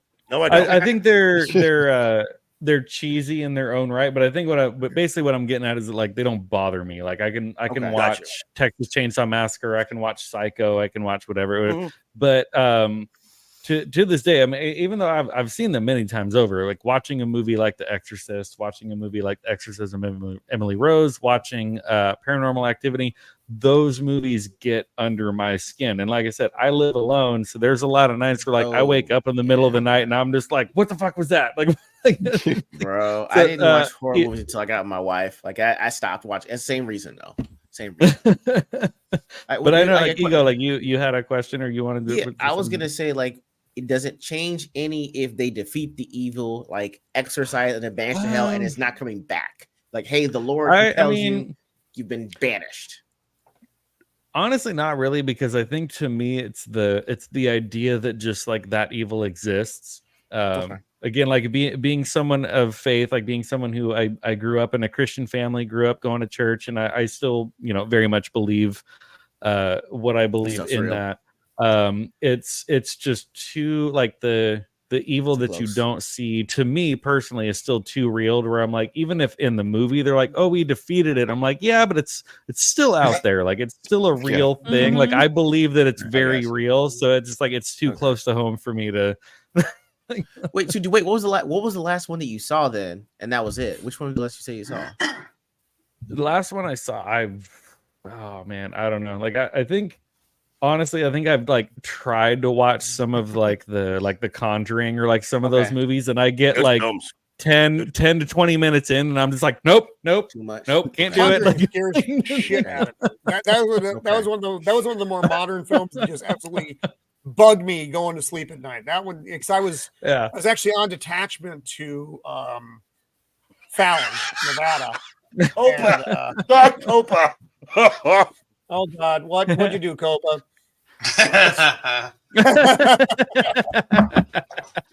So we lost Ego. Even Denzel did a possession movie. Yes. Yeah. Fallen Vex. So Vex, your the thoughts on Emily Rose? I didn't hear you. I didn't. Oh no, you're good. You're good. No, I agree with you. Solid possession film. I've got no problem. I have a problem with them, but not some of the problems y'all have with possession films. But I think ghosts are real and stuff too. So right, they all get to me either way. But I haven't seen this movie in a while, and I like the actress that plays Emily Rose. I just call her Deb. Yeah, Deb from Dexter. There you go. Deb. Yeah, I like her as an actress. So, but I actually might rewatch this now later tonight. Yeah. But yeah, I recall liking it a lot, and it was one of the better possession films. Laura Linney is her. Oh no, I'm sorry, not Laura Linney. Yeah, Laura Linney. That's the lawyer. That's the lawyer. Right. Emily Rose was Jennifer Carpenter. Thank you. Right. That sounds more correct. No relation to John Carpenter. No. Well, just very quickly before we move on, and I'm probably going to get ridiculed for this. My mother recently returned some of my childhood toys for me to some reason, and just Emily Rose toys, just for Pops. Oh, no. This is for Pops and Ego. Wow! It's an old glowworm. Wow! It hasn't glowed in years. I ripped the light bulb out when I was a kid.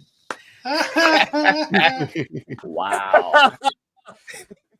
And it all comes full circle. Yep. I had to go get it out of there. Just own up to it. I own up to it. I'll own to it. That was glorious. That was awesome. Oh, that's horrible. All right. Mando, you're up. And then so mine is a little some people might not consider it a horror movie. I did because I watched this way too young. I was like 9. It's called The Ghost in the Darkness. It is a movie. Wait a minute. Is about tigers? Is that a horror movie? It's about lions. It's a true story about lions. Yes, it is based on an actual event that happened. It's not a horror film. It's not a horror. It's not a horror. It is if the lion's eating you. That's one of my favorite movies. When I was 9, and I was terrified. Did you think you were going to get eaten by a tiger? A lion. I need the breakdown. Lion. Whatever. It's a big cat thing. They're all the same. No, Africa, go Asia. into a swimming pool because of sharks. It's terrifying if you've seen it. Sharks are real. I don't believe in lions. I don't think they exist.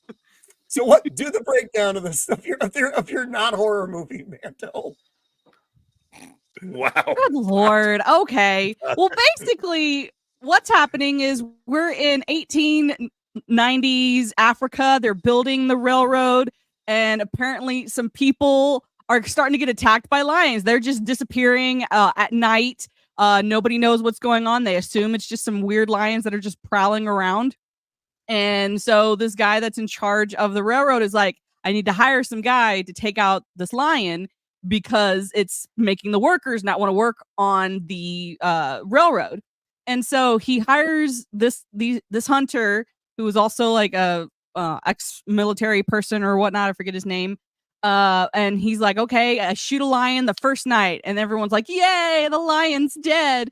And then the next night, some people, it's broad daylight, another lion just attacks the workers, and everyone's like, oh my gosh, lion's going to eat us. And so they go through this thing where he's trying to hunt down these lions. They don't realize there's two lions.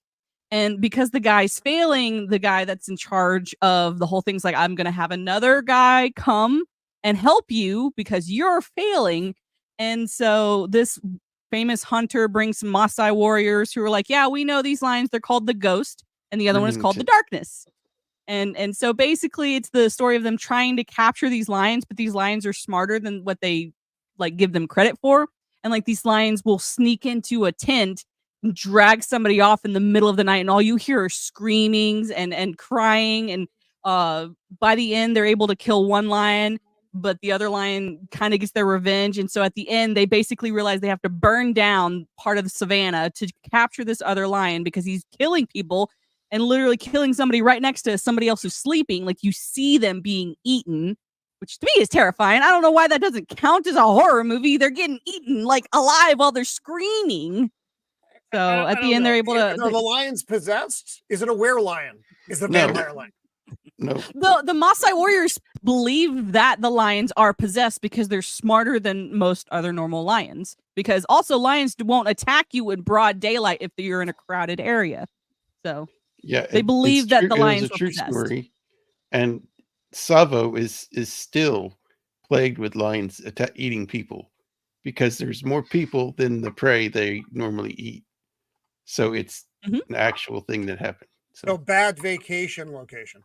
Yes. It also has Iceman from Top Gun. So yeah, that's true.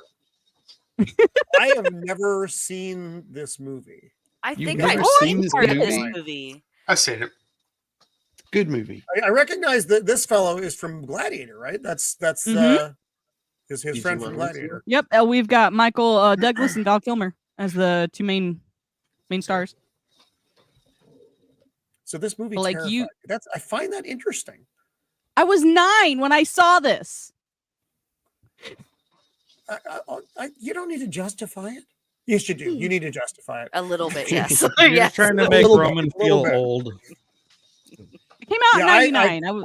I think I was almost 30 when this movie came out. But I never saw it. I did for whatever reason. This one never made It's got a lot of jump scares, a lot of like tension because Okay. you don't know like when the lions are going to come at you, and they could strike in broad daylight. Like Jaws on land. Yes, Like Jaws on land. All right. Well, okay. It's a little worth weird. One of my favorite movies. You're not going to hear the end of this for a long time, Mando. I just want you to know that as we move forward, that there's going to be Thundercats. lions. Probably a lot. Probably a lot. Well, we consider Jaws a horror movie. This should be considered a horror movie. No, I got voted down on that. I don't consider Jaws a horror movie. It scares me, but it's not the same thing. Copeland's right. Hey, you agreed with me when I brought it up. The black guy. I'm actually more impressed you spelled his name right, Copa. So Yeah, that's not the black guy. You Googled that shit. Are you sure it's not the same actor? He Googled it, yeah. He cut and I thought it pasted. was too. I'm not gonna lie. I thought it was too. legitimately I thought does it was look like too. the same actor. I thought it was too. I thought it was. He's too old. Well, I thought that was fucking Tom Cruise, so fuck off. Well, he was Iceman, so. All right, weird one. I can't talk It's about the not movie because I've never weird. seen the movie. It's good. Well, it is for a Has anyone else movie? besides me and Jacob seen It's this? not a horror. I think See, I don't consider it the a horror movie movie. just because some of these stills do look familiar, but I don't think I've seen the whole movie. I got a couple of people got bounced. It looks like here. Oh, okay. Let's pull back here. Who has to go here? John, man, help me, folks. Yeah, it looks like John, Ego, and Vex shit! have all got to go. Okay, we're losing half the panel here. Okay. Oh. God damn it! There goes our All right. diversity. Well, let's go around here though. So, okay, John, what do you got coming up, bud? Oh Lord, I have nothing planned right now. I've got some short form videos in the works this week as far as Mixtape Mondays. Nothing is planned right now, so we'll see what happens. It might just be sit around and bullshit about who knows, whatever. I don't know. I've got a few days to think about it, but I've also got a jam-packed weekend of other stuff going on. But we'll see. I'm gonna get some more videos out there. They're gonna piss some people off though in the meantime, because live streams aren't really working out for me, but the like 10 to 15 minute videos I really get under people's skin, and that's where I'm making my bread and butter. So there you go. Yep. The creative blue collar hater. That's what they call him. All right. Vex, what do you got coming up? You are one of the busiest people on the interwebs. I'm making some content for the gaming channel. Stop it. I see you. Stop it. So hopefully that will be out in the next couple of days. But otherwise, November, you can look out for my review of the Marvels on the main channel. Ooh, oh boy. That's going to be exciting. That's going to be a good one. Blair, careful there near your beard. I know. It was good to be back here. I'd like to come back. I missed being on your channel, Roman. And Beard of Liberty, creative blue collar. It's good to be on a stream with both of you. Beard of Liberty, we interact on Twitter though quite a bit, so it's good to finally put a face to the name. Well, so it's been a pleasure. Though. Thank you for having me. The Scissors is right a horror movie to a beard. Okay. Thank you for coming back, Vex. I mean, love you, Vex. Probably despite your better instincts, Mando came back too. So I mean, it can happen. And our good friend, the Cycloptic Left Eye Ego. What do you got coming up, my friend? Dude, I need to do the review we did of Exorcist True Believer. I'm waiting for Shiro to get back from volleyball, and we're gonna try to record that and have it out next week. We got our Ordinary Gains episode this Sunday. You're gonna want to hear my grievance with her. It involves money that mysteriously she has enough to spend for, but yet she gave me shit about our toys that we did with our stream. Oh yeah, dude, y'all can't wait on that one for Sunday. But otherwise, man, I'm glad to be back on here and talk movies with you guys. Let me know when there's the Christmas movie stream, dude. Yeah, I'm down for that one.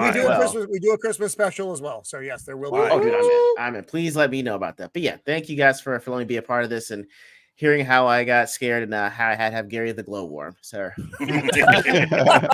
But Roman, for Christmas, you need to dress up like Cousin Eddie from Christmas. Are we doing this year?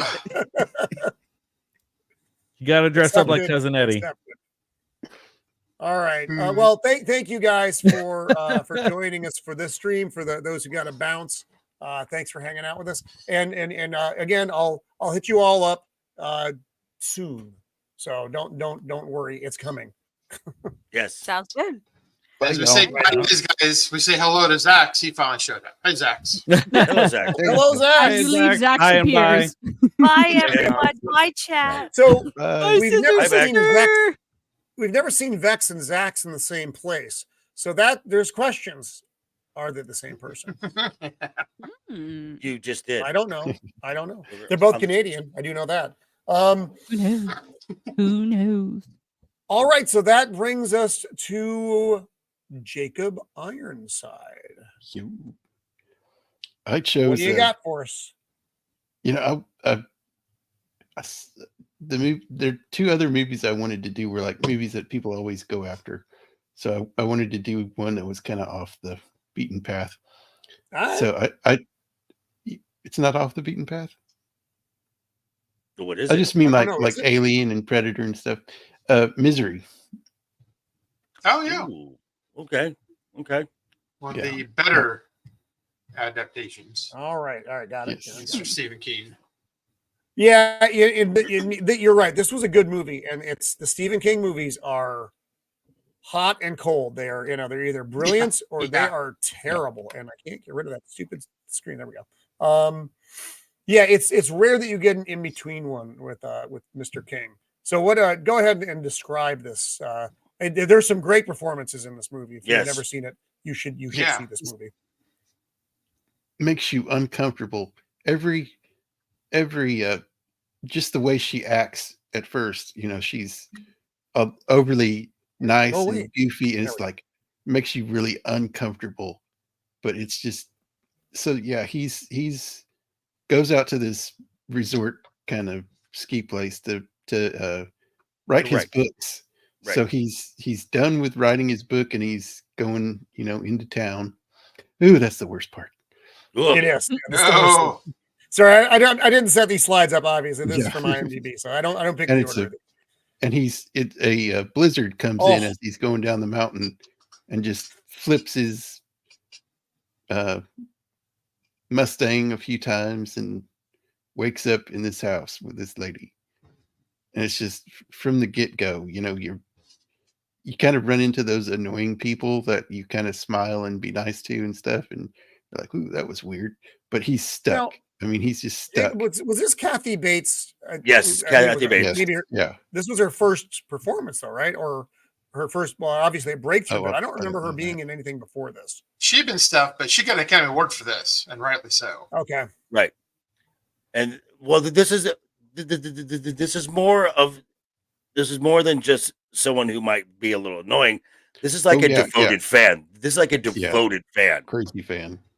And that's why he wrote the story, because he had met people like this. So he basically King should be happy. That's Anybody Stephen likes King his work right there. Yeah. Oh, if only it had been. I don't like Stephen King. I think he's a tool personally. I like some of his work. I don't. It's like okay until she starts reading his manuscript. Yeah. And it's she freaks out over there's too much cussing in it, and then she finds out he's killed, and she makes him burn the book, burn it, and start over. Right.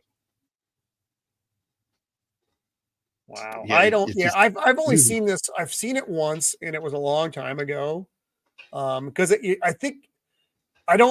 for me, the hobbling scene, I think it was a bit much. I mean, it was good. It was good in the movie, and it belongs there and all that stuff. But it's a very disturbing thing to watch. And again, all these performances, Kathy Bates and James Caan. I like James Caan a lot. I think he had his moment in the 70s. I think he was just largely underutilized for a long time. Then you saw him in this, and he was an elf, and then he disappeared. But in the book, the hobbling scene is worse. She gets off his feet. Yeah, she has an axe. Lord. Yeah. Oh. What? Somebody said an axe and a blowtorch? Yeah, something like that to cauterize the wound. Yeah. Yeah, because she's a nurse. Yeah, the original cover of the book was a shot of an axe. Oh, okay. And that's why. Zoinks. Yeah, that's a he's just out the typewriter in different scenes for forever. Yeah. Yikes. Yeah, it's like the the relationship gone too far is kind of the moral of the story with this. That's a good one, Jacob. I don't think about Misery, but I try not to think about Stephen King a whole lot either. Although he did give us a couple of real glowing pieces. My favorite of which is Salem's Lot. That's my favorite of the Stephen Kings. Okay.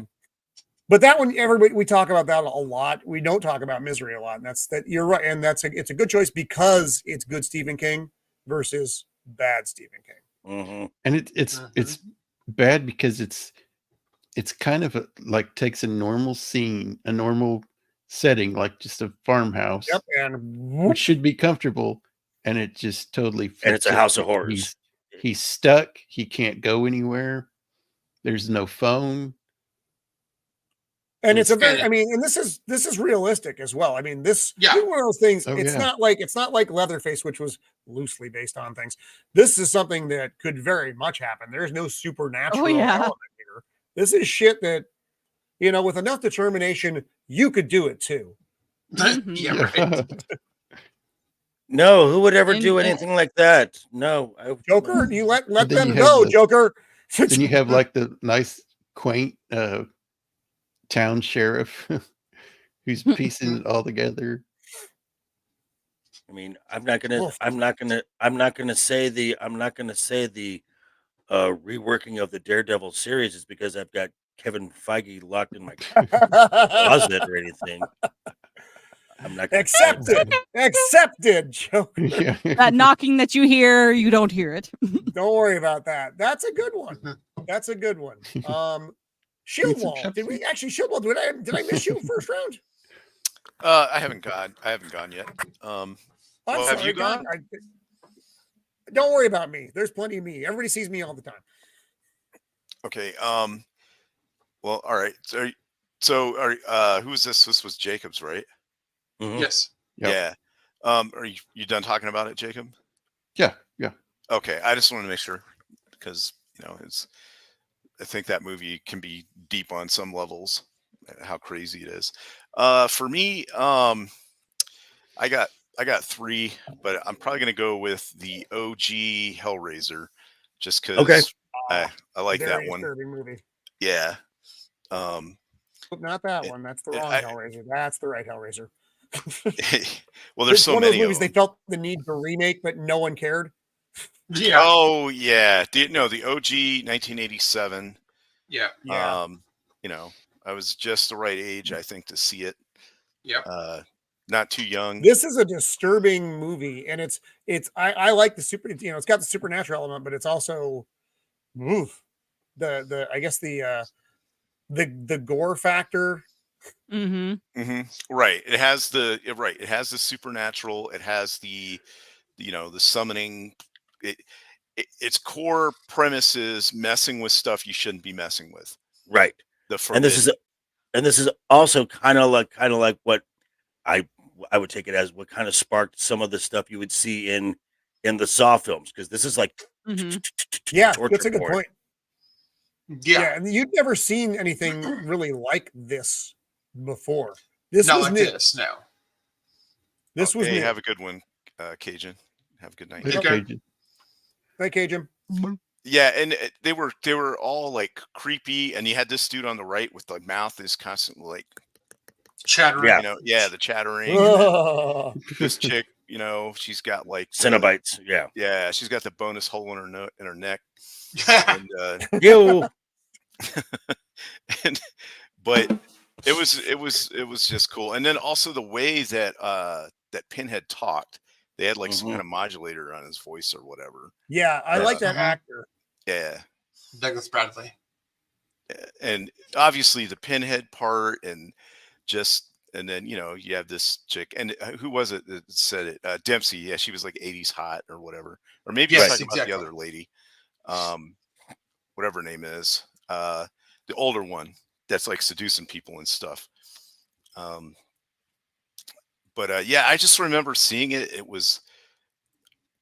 Oh, yeah, I know you're talking. I'm sorry, I do. Yeah. They need the blood. They need the blood. Right, they need the blood to get her lover's like skin back.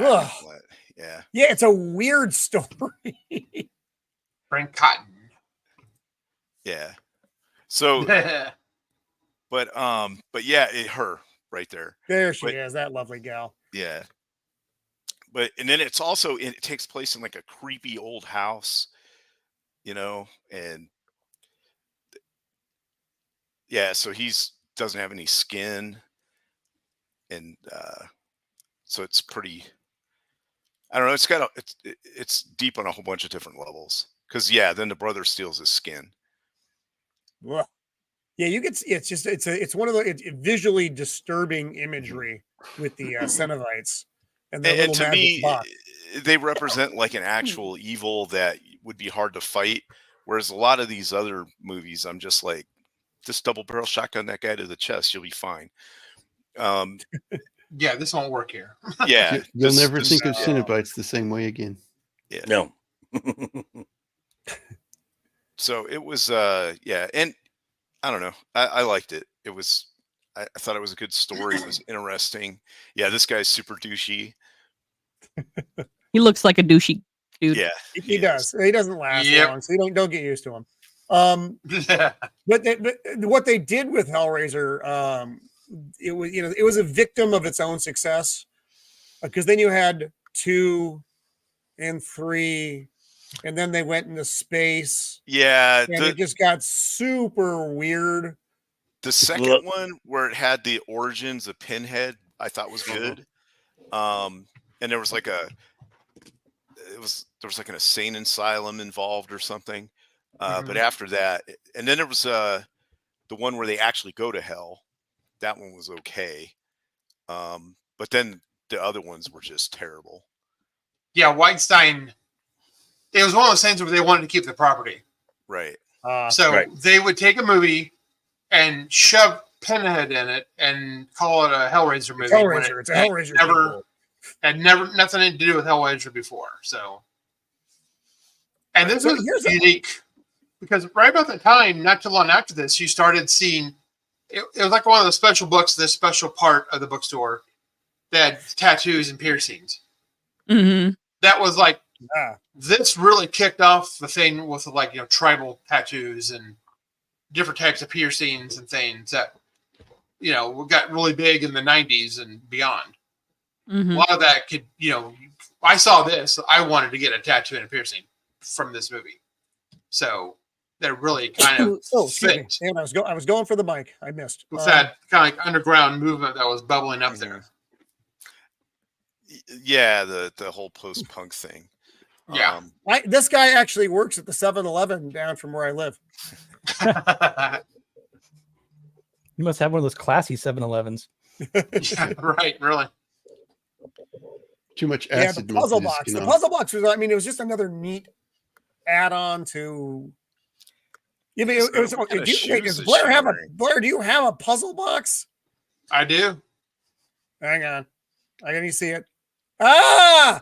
Blair, leave it alone. Put it down and back away. If we see a bunch of hooks come out and grab his skin and rip it off, we'll know what's up.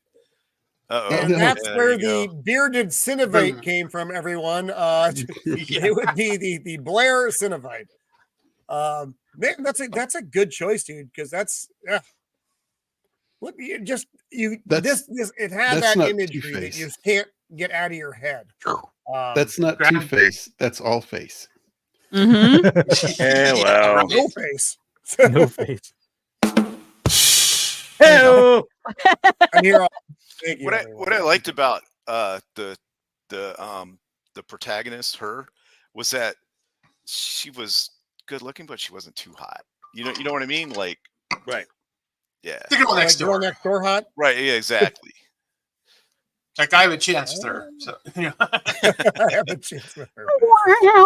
But you know what I mean? It was believable that she was going through it. It wasn't like she was a supermodel or something. Right. Yeah. And wait, is this the second one? I may have this wandered. is the first one. It's still this is the slideshow for number 1. So she was in the hospital. Right. Okay. Because there's one where it's the second one, I think, where they like literally go to hell and they have like the doctors giving lobotomies and stuff, and then the Cenobites get a hold of him and put that thing on his head. It makes him like blends his brain. Yep. They start talking. Yeah. That one wasn't too bad. I saw that one, I think, when I got home on leave from like technical school or something. But yeah, this has a health scene and stuff, and then the lights always like go through the slats as they're coming. You know that their Cenobites are coming. You can hear them. You know. Yeah, they were a neat movie villain. Not quite a monster, but not really human, obviously. Mm-hmm. With the Pinhead, it's like I want to get a hammer. Somebody forgot to hammer those nails in. Here, let me help you. My biggest problem with this chick is she is wearing blue eyeshadow, and I think it's fall, and I don't think you can do that. Come on. Wow. That wasn't a great joke. It was not my best. I feel bad for having mentioned it now. The first are represent competent. Really? I didn't even wait. There's 5 or 6.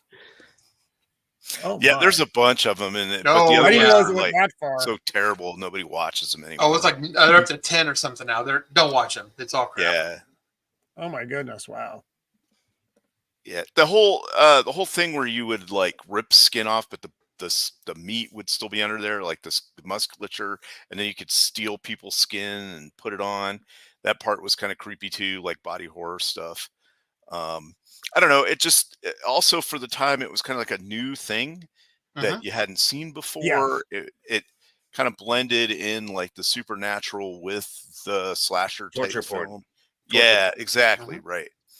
And it was, I don't know. It was just interesting. So yeah, that's my pick. Nice Yeah, it one. definitely was a Solid, big dude. one. Yeah. One of my favorites of all time. Do we All right, get to Blair. guess?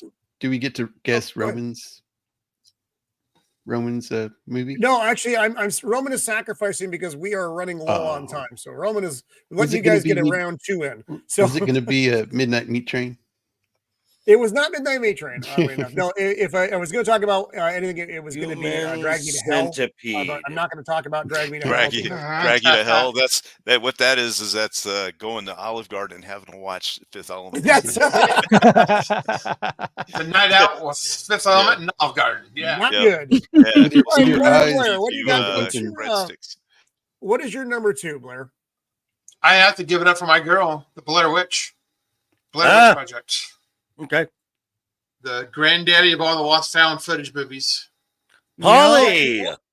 Polly, what's up, Polly? Hey, Polly. Oh, hey, wow, Hey, Polly. awesome. Welcome, Yep, sir. Yeah, there you go. We will tear your soul apart. Yep. Good line. Mm-hmm. I used to live not too far away where they filmed this in Maryland. Sir. So that was crazy. Thought I even knew about that.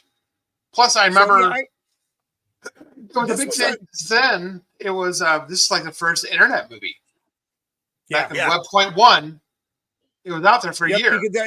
this is back when people didn't know if it was real or not. Mhm. When Yeah. you first started doing the stuff for it. Yeah, and I a lot liked of it, people were freaked. like the very beginning part, but then as it started getting like into the movie, I was like, all right, if she'd have been out there with some real men, nobody would have been scared. Yeah, right. Dude, Clearly, none of these dudes were prior military because this would have been over. Because that's just it. I was, I was young. I went and saw this with all my friends, and all we were like, we would have beat that guy's ass. We would have, we would have done this. I got some sticks and like just started swinging. This also Well, like, this That's all how I feel about so many horror things. I'm like, if I was in a situation, I'd be somebody's gonna get something knocked out. If it's not me, it's gonna be the other person. But that's one of the neat things about this movie is you never really see the it's total heads. It's total got in your head. Mindfuck. Yep. Big time. It was just like certain stuff like, oh, what happened to the map? Oh, I kicked it in the river. I didn't think we needed it. And it was just like what? You're going in You the guys river next, motherfucker. Yeah, it's like you guys are making dumb decisions. This girl was my least favorite part of the Blair Witch Project. Her voice is still with me to this day. She was super annoying. I don't even remember her voice. It was not good. It's not good. I kept her death is not a tragedy in any stretch. Now and this part I like. This shit, dude. I like this stuff. Yeah, like the little like totems dolls hanging in the little totems and stuff. That part was cool.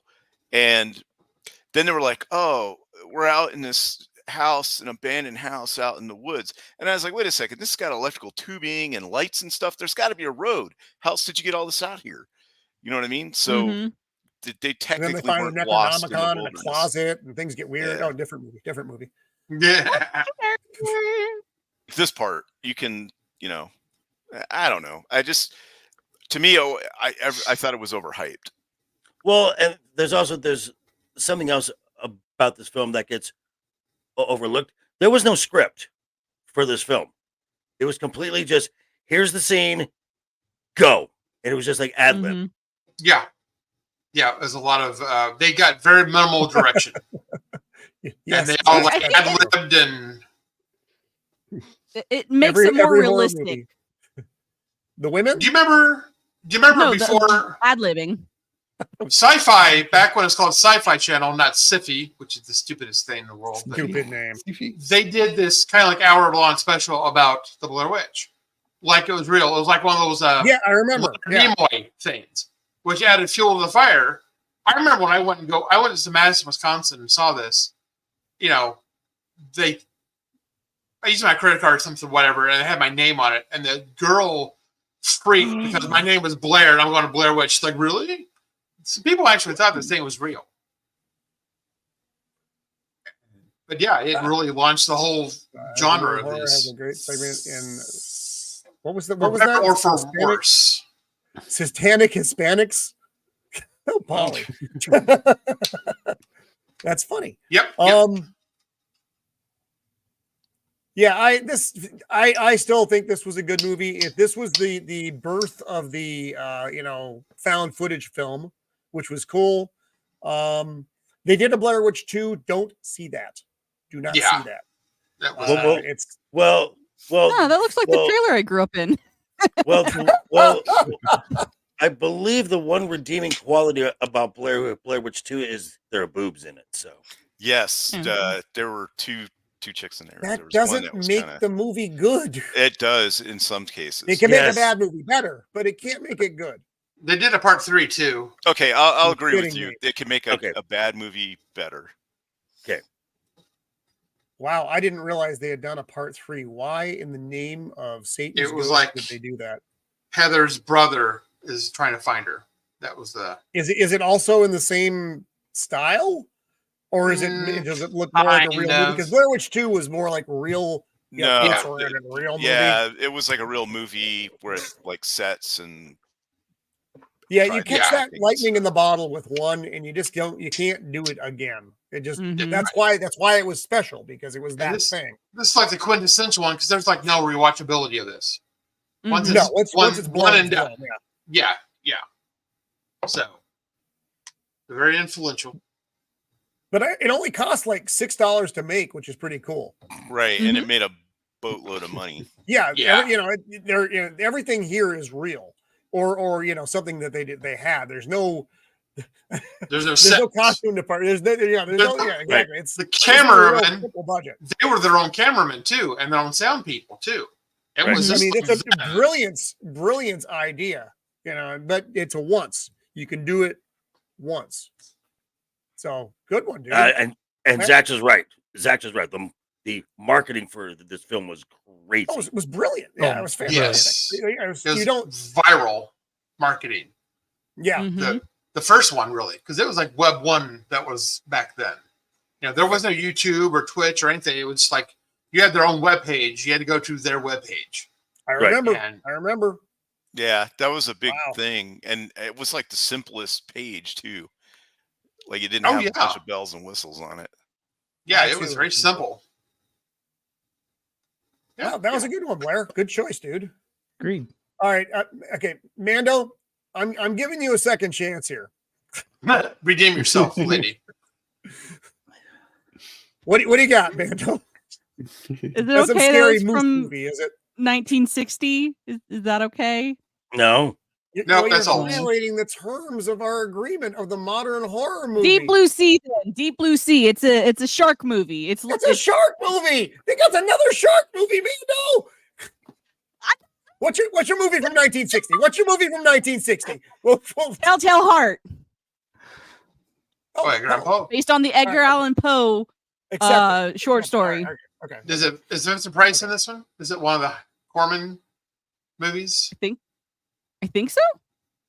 Yeah, there's like a whole slew of those Edgar Allan Poe movies that Corman did back in the day that are pretty good. Yeah, I think it's around that same time. Yeah. 1958. No, I thought it said 1960.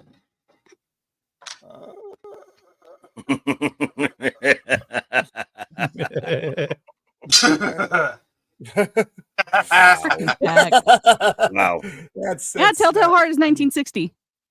1960. I'm not seeing a 1960. Why am I not seeing a 1960? Let me see here. 1960. I must be doing something wrong, which wouldn't surprise anybody in the room. Oh, there we go. Okay. I didn't insert the dash. And there probably had to be a better way to say Paulie, that because good when I said it question. loud like that. Paul is a great question. What's that? At least Bush knows, like, not in this version, as far as I know. Not in this version. Sadly, no. But yeah, so the Telltale Heart. It had a trigger anyone warning? who knows the plot of the story, basically, this dude thinks that this other dude is sleeping with his wife/girlfriend, so he murks him, stuffs his body into floorboards, and then starts hearing a heartbeat in his walls, and he goes crazy and just it's his story of descent into madness, and I just it's always been one of my favorite stories. And I figure he would have smelled him before he heard the heartbeat. You know, well, it makes you think that maybe the guy who he quote unquote murked wasn't actually dead. That's what it's supposed to make you think, is like, is he actually dead? Because the guy in his descent into madness is like, he's not dead. He's in the walls. He's trying to kill me, for revenge. And you just you don't know. Like, did he actually kill the guy? Did he not kill the guy? I think he killed. Is he just crazy guy? I think he's a crazy guy. It's a lot like the Raven. The Raven is the guy just going crazy in the night. And I think this is Poe was great at that because Poe himself had some let's call them issues. A lot of issues, and he did a lot of drugs. Let's not talk bad about that, okay? I'm willing to let some things go, but no, so again, it was funny. It was a joke. Now everybody thinks I'm an addict. But Poe with the psychological terror, which is what this stuff was, and I like psychological terror. That's why I like the first season of Lost. I think it's better than a gore fest. It's more scary for me. Yeah, no, because it sticks with you. It's that it does it. Yeah, I'm not a big fan of the slasher genre, but I don't mind like Drag Me to Hell or The Conjuring. There is still some unpleasant imagery there, but it's not what I would call the classic. Well, Drag Me to Hell. There's gore. But it's different. It's different than slashy gore. In this stuff, there's no gore. This is just all in your head terror. Yeah. Colorized. Okay, so So now yeah, we I know. know I didn't do the thing for the. I thought it was a 70s movie. Like when I was first thinking, I was like, oh, this was 70s, but no, it's not. So now 10 we know years that too early. So now we know that Mando doesn't follow the rules. Picks a film out. Number 3 pick. Picks a film out of the out of the time frame, and picks a non-horror. I don't film. need this abuse. I thought they were Mando's horror. next pick. It was going to be next Deep pick Blue is Sea, from- which is No, not a horror film. It's a shark That's a movie. It's terror an film. adventure shark movie. Yeah, it's a terror film. adventure. It's. I would say it's at least a thriller. If your adventures get Mando's eaten by a next shark, pick was. I thought it was an adventure shark. You had Thomas Jane in it. You had LL Cool J. You had a parrot. I enjoy the movie. It's a fun movie. Is that the one where the shark grabs him and he's in the gurney? Yeah, and okay. Yeah, a giant mako that doesn't After look this epic like a speech, mako. Adventure Sharks. Hey, love it. Hello. And also, Like I that's, said think before, horror movies aren't really my thing. Well, clearly, that's my fault. It's my fault. Although that is Samuel. I was like, Samuel I L. don't. I know, it's fine. That's Samuel L. Jackson's best speech ever, though, is in Deep Blue Sea. Yeah, I think it's bitten. You haven't seen it? Right Just out look there. that up on the YouTube. Samuel L. Jackson's speech, Deep Blue Sea. It's glorious. Joker, yeah, go ahead. It's Joker and then Beard, and then I think it's everybody, yeah? I think so. And then Shield. Yes. One more time. Well, we're coming up on the time, so we'll call it that. We'll call it Okay. that. So the good thing about horror or scary films is, yes, they are a genre unto themselves, but you can introduce that, but you can introduce it into multiple genres. Now, one of my favorite genres is the fantasy genre, and a good scary fantasy genre, which was a groundbreaking film as far as how of how a makeup works, is 1985 Ridley Scott's Legend. Ooh, that's a good one. Mm-hmm. Tom Cruise is in it. Very young Tom Cruise. 85. Here we go. Yep. Mia. A very young Tom Sarah? Cruise, by the way. Yeah. Is it Sarah? was that before or after she did Ferris Bueller? Right at the same time. Right around the same time. So this is just a incredible film, and everyone goes to and when I say the makeup work, it is undoubtedly Tim. It is Tim. It is Tim Curry as Darkness. That's a lovely shot there of right there. You got blow that up. I mean, that is just ridiculous for the time. That was absolutely amazing. And the horns, the legs, it was great. And boobs and legends? No, close to boobs. Close, yes, close. We were very close to boobs. But it's really it's not an overly complex story. It's a classic hero story. And also there's it's the boy goes to save the girl, slays the monster, and but there's also this other little subplot in there of the corruption of innocence, and it's just a beautifully told story. The goblins are great, and especially the lead goblin, Blix, speaks in rhymes. Every line is a rhyme, and the dance scene with Mia and the black dress is quite a seductive thing for back in that time, for what was kind of billed as a fantasy film, because you also had stuff like Labyrinth and the Never Ending Story all in this same time frame. And right, that's a girl who plays that role. But so this is definitely something that, again, a film that I can watch over and over and over and over and over again and never get tired of it. And now, I haven't. That's another one I haven't seen in a really long time. But the image of Tim Curry as the demon Darkness is just so well done. And this movie, I think, I mean, like I said, I haven't seen it in a long time. But I think there's probably a whole generation of people who haven't seen this movie at all. Music one by of those overlooked movies. Brian Ferry. Yeah. Music by Tangerine Dream. Yeah, and then Brian Ferry did the big song that. Yes. I can't remember the name of it, but that was like one was big. Is Your Love Strong Enough? That's it. Yep. Because it's playing in my head while I'm watching this, because that fucking video was on every goddamn hour. I remember that. That dress is amazing. That is a glorious shot. That is a glorious shot right there. That's the imagery in the film was just very impressive. I mean, it is, and it's the kind of the heroes. It's not really the classic hero's journey, but it's a hero's journey. But so you get the elements work so well together, and it's a Ridley Scott film, but it's not one anybody really even talks about. Right. Yeah, no, it's kind of like this one off the radar and like a hidden gem. Look at that. Yeah. Tim Curry, not known for parts like this, was so good. Right. It's just absolutely amazing. Oh, Mia.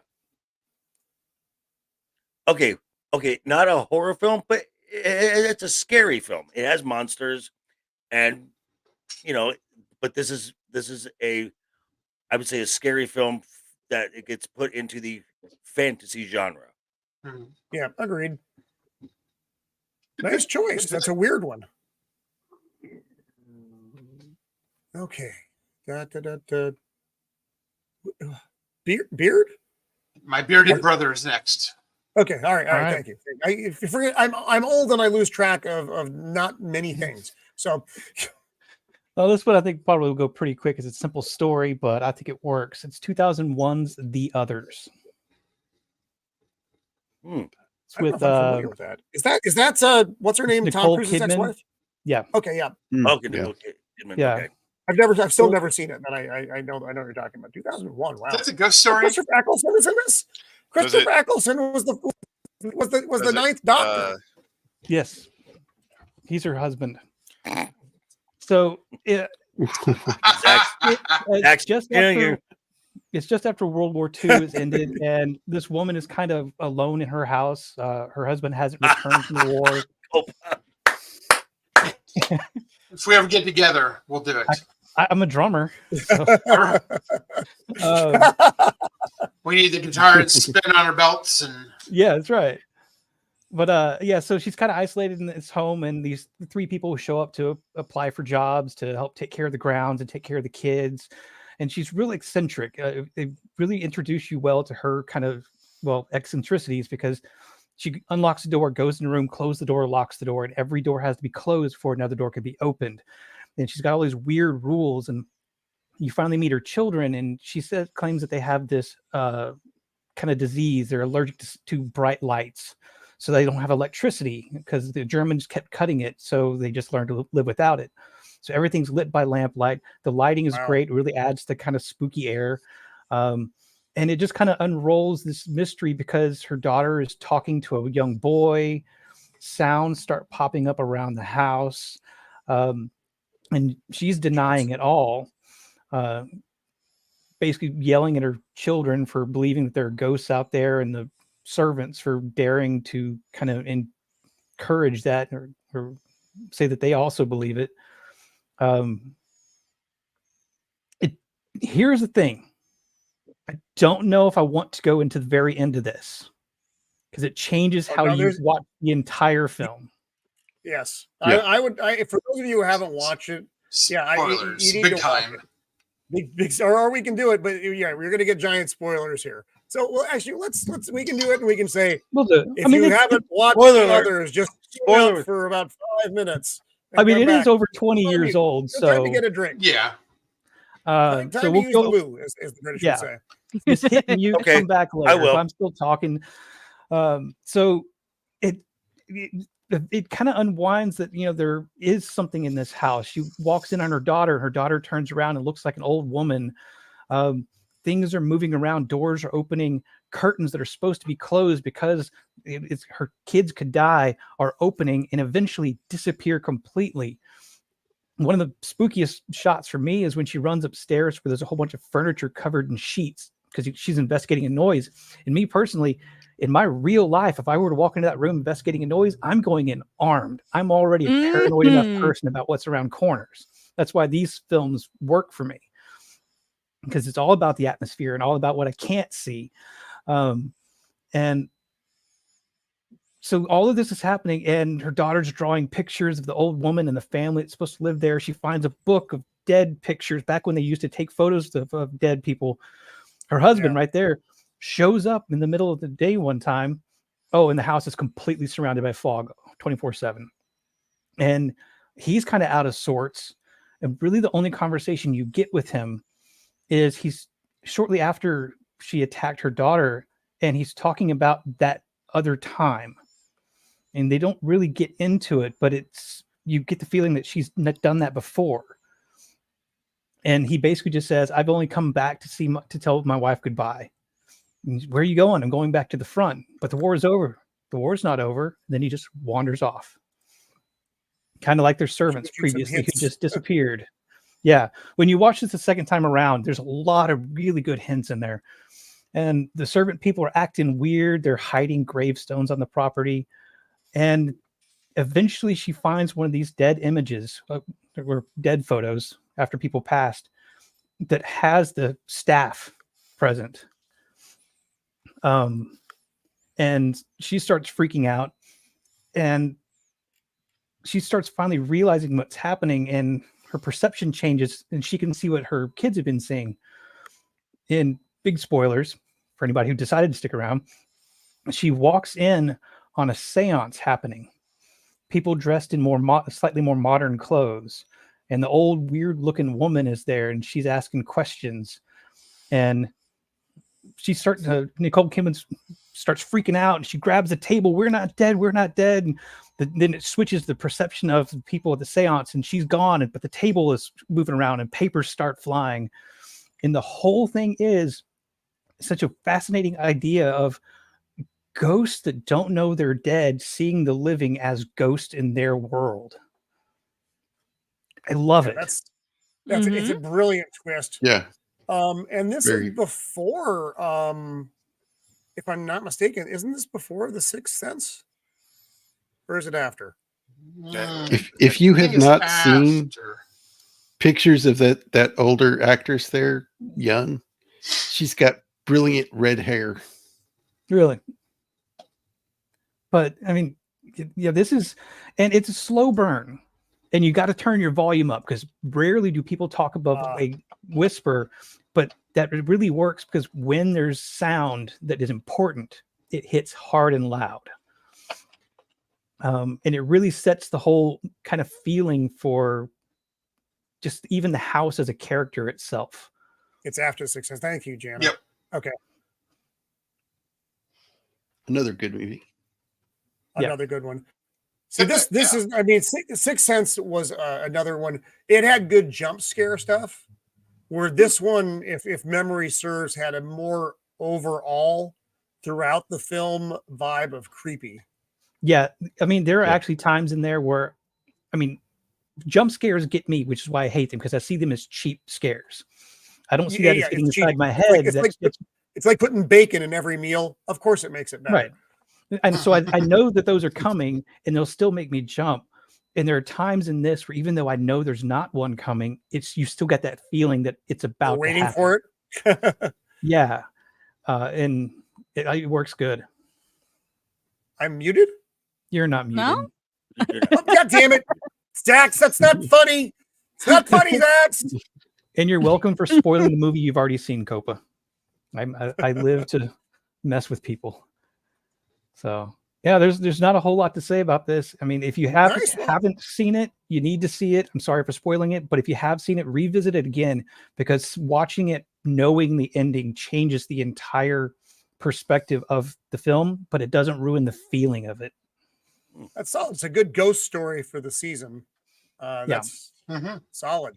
That's a good twist, though, and it's been a long time since I've seen a movie that had some kind of like, holy crap, I can't believe that's what's going on. I mean, probably the last time I felt that like really was surprised and was like taken back by the whole thing was actually The Matrix, when you find out that it's a simulation. Yeah, and he's in this jelly pod. So all right. We got time for one more, and then we're gonna have to wrap her up here. So Mr. Ironside, what do you got, buddy? It's gonna be one you're not gonna like, Roman. Now, why would you do that? Why would you do that? It's a shark that, movie. Is it a fucking shark, Jacob? Shark Girl and Lava Boy. It's the poor man. No. Horror.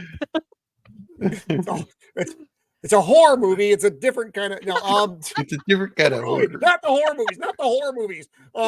So what do you got, Jacob? Big Trouble in Little China. Wait, Roman doesn't like Big Trouble in Little China? It is one of my least favorite of Carpenter's films. What is wrong with you? It has a 6 demon bag in it. How can you go wrong? I just don't. If the comedy element, it just bothers me. I think it was a missed opportunity. Wow. I know everybody else loves the movie, so I guess it wasn't. I don't like this. All right, well, that's the show, folks. We're out of here now. Everybody knows I don't like the movie. Fuck this guy. So what? The running joke on the interweb. Was it? I mean, was it scary for you, Jacob? No. I really enjoyed it. I mean, I thought it was a good movie. I don't know. I mean, it does have demons and such. It is a horror movie, isn't it? I mean, I thought it was a horror movie, a comedic horror movie.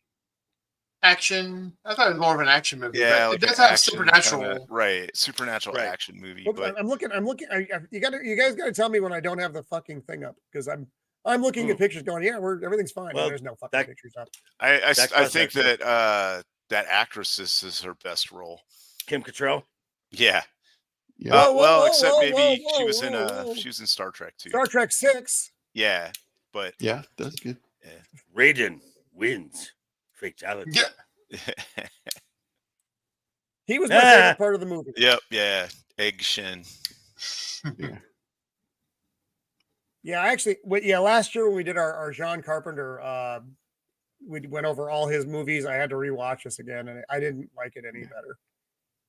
Come on, Roman, you're basically Jack Burton. I mean, right. I appreciate you don't know what's going on most of the time, so that's true. He's not wrong, folks. Have you paid your dues, Jack? Yes, sir. The check is in the mail. The check is in the mail. It's the opposite of horror. Yeah, that's Matt's right. Matt got it right. Yeah. It's like Ghostbusters. Okay, yeah, that's accept it. There's so many good one-liners in this movie too. It's just one right after another. I mean, but Roman, go back 2 frames. Go back 2 frames. More? Just look at that. That is just so over the top and just awesome. Look at that. You're going to a food court in some mall. Exactly. Yeah, there's a Panda Express just out of Exactly. Panda Express meets Halloween Town. Oh right. My God. All right. But Jacob, like I said, I know everybody else likes this movie. I understand that. There are so many quotes that you can get from these movies, and I know I've said it before, but it feels like modern movies just have nothing quotable in them. Right. Really. Yeah, they suck. Yeah. You know, or they try too hard and fail. Yeah. Because there's just something These three about, dudes. There's just something about this era of film that just had a certain magic to it. I'm not seeing what y'all are seeing. I think my internet's slow. Sorry. Are you running behind, Jacob? Is It's it the raccoons? Are the raccoons in the house, Jacob? Get up in the house, Jacob! Kim Cattrall. Jacob's experiences his own horror movie right now. Yeah, right. Jacob Ironside in The Raccoons. Raccoon City. Trash Panda. Man, imagine rocking a suit like that these days. Cocaine, trash. Oh my God. With a nice mustard-colored shirt. I do it. Big white tie. Fun. What's he's the man bun. He'd look modern. Oh Lord. Oh, this is the Empire's working on something right now. Hang, 1 sec. 30. There we go. Okay. Yeah, we gotta get moving, guys. I'm sorry. All right. I guess I'm getting the text from the lady of the Empire. So, the Empire. I mean, despite Mando's picks, this was a really good stream. A lot of fun. It was a lot of fun. Good stuff. Just tell her we're reviewing. It's time Big for Trouble in Roman's Little China. hoveling. That's a good blanket excuse. No, don't give her that idea, Jacob. She's seen the movie. I'm hoping she forgot about the hobbling part. I don't need that. Yeah, you think you're going out to your studio now, Romy? What? The chocolate's coming out. So let's go around the horn, folks, and then we'll do our thank yous and roll out. So Shieldwall, what do you got coming up, brother? All right. Well, hey, thanks for having me on. This was a lot of fun. It's great being on here with Vex and Ego and everybody. So on Tuesday, we're going to be doing the Frankenstein movie with Jacob Ironside. I'll be on his channel. Great film. The OG one from like the 1931. 30s. Yeah. Yep. And then next week on this channel, we'll be doing Army of Darkness. Is that? Yes. So, and that's always a fun movie too. So yeah, it was great. This was a lot of fun, and talking about movies and that are horror movies and others that some people consider horror movies. It's scary for them, I guess. See, we don't just talk about things that we don't like, folks. Right. Yeah, Yep. we don't. And thanks to the chat. It was a really good chat tonight. Yes. I mean, it's always great chat, but it was really good. Lots of good input, and thanks to Paulie. We're on the same wavelength there. Right. Got to have them boobs in the movies. That's what I'm saying. That's really weird, Roman. We did not need that. Clip that for next week. So, what do you got coming up, buddy? All right. So tomorrow morning, 6 a.m. Pacific time, I am dropping my third of my October-themed fun, creepy, kooky films with the Tim Burton classic Beetlejuice. Because, hey, I'm going to go with the most, babe. I'm just saying. All right, come on. It's showtime. Come on. So That movie made me love Zagnuts. It's true. And then tomorrow night at the new time, 7 p.m. Pacific time, 10 p.m. Eastern time, Friday night's Royal Rumble over on Legion Talk. Always a fun time talking about the world in pop culture and entertainment news. So yeah, but thanks again for having me on again. This was a historic night. It was the reunion of the Scissor family, which there will be more of and you can thank this guy for all of that. Scissor me timbers. And one day they will release The Last of Us season 2, and I've seen some news on that. It's coming. They're making it. Terrifying but true. So thank you, Joker Voice. Build of Liberty. What do you got coming up, buddy? Nothing for the next couple days. We got it busy next week. I'll only give you part of it. I've got an invite from Wookie Be Bad for something Nice. Sunday in the afternoon. Let me there might still be a little bit of a time conflict, so I might have to show up late for that one. Monday, back with After the Weekend for a review of Evolution. Oh, fun. I think a great movie. Wednesday, back with JT Gunn for, I'm ashamed to admit, I can't remember what his theme is for that one, but it's spooky. So check it out. Probably the Olive Garden, if I were a better Probably. And then Thursday, I'll be back here, I assume. Yep. All right. Right on. Blair de Blair, my favorite internet wizard. Looking forward to meeting you in the real world, by the way, Blair. So what do you got coming up? What do you have coming up? Next week, I'm going to be in San Diego meeting Roman and John. And next month, I'm going to be in Milwaukee for the meetup, the Nerdrotic meetup. With Extra Girl Nerdrotic. But for live streaming, I'm out all next week on vacation in San Diego land, SoCal. And then we'll see what happens in November. Right on. Just when he thought he was out, we dragged him back in. That's right. Kicking and screaming. Jacob Ironside, what do you got coming up, buddy? Well, of course, we got Frankenstein 1931. Gonna be a good one. I think everybody here is going to be on that one. I think. But yeah, got that. And then next, not this Saturday, but the next, I'm going to be doing Washington Irving Ghost Stories.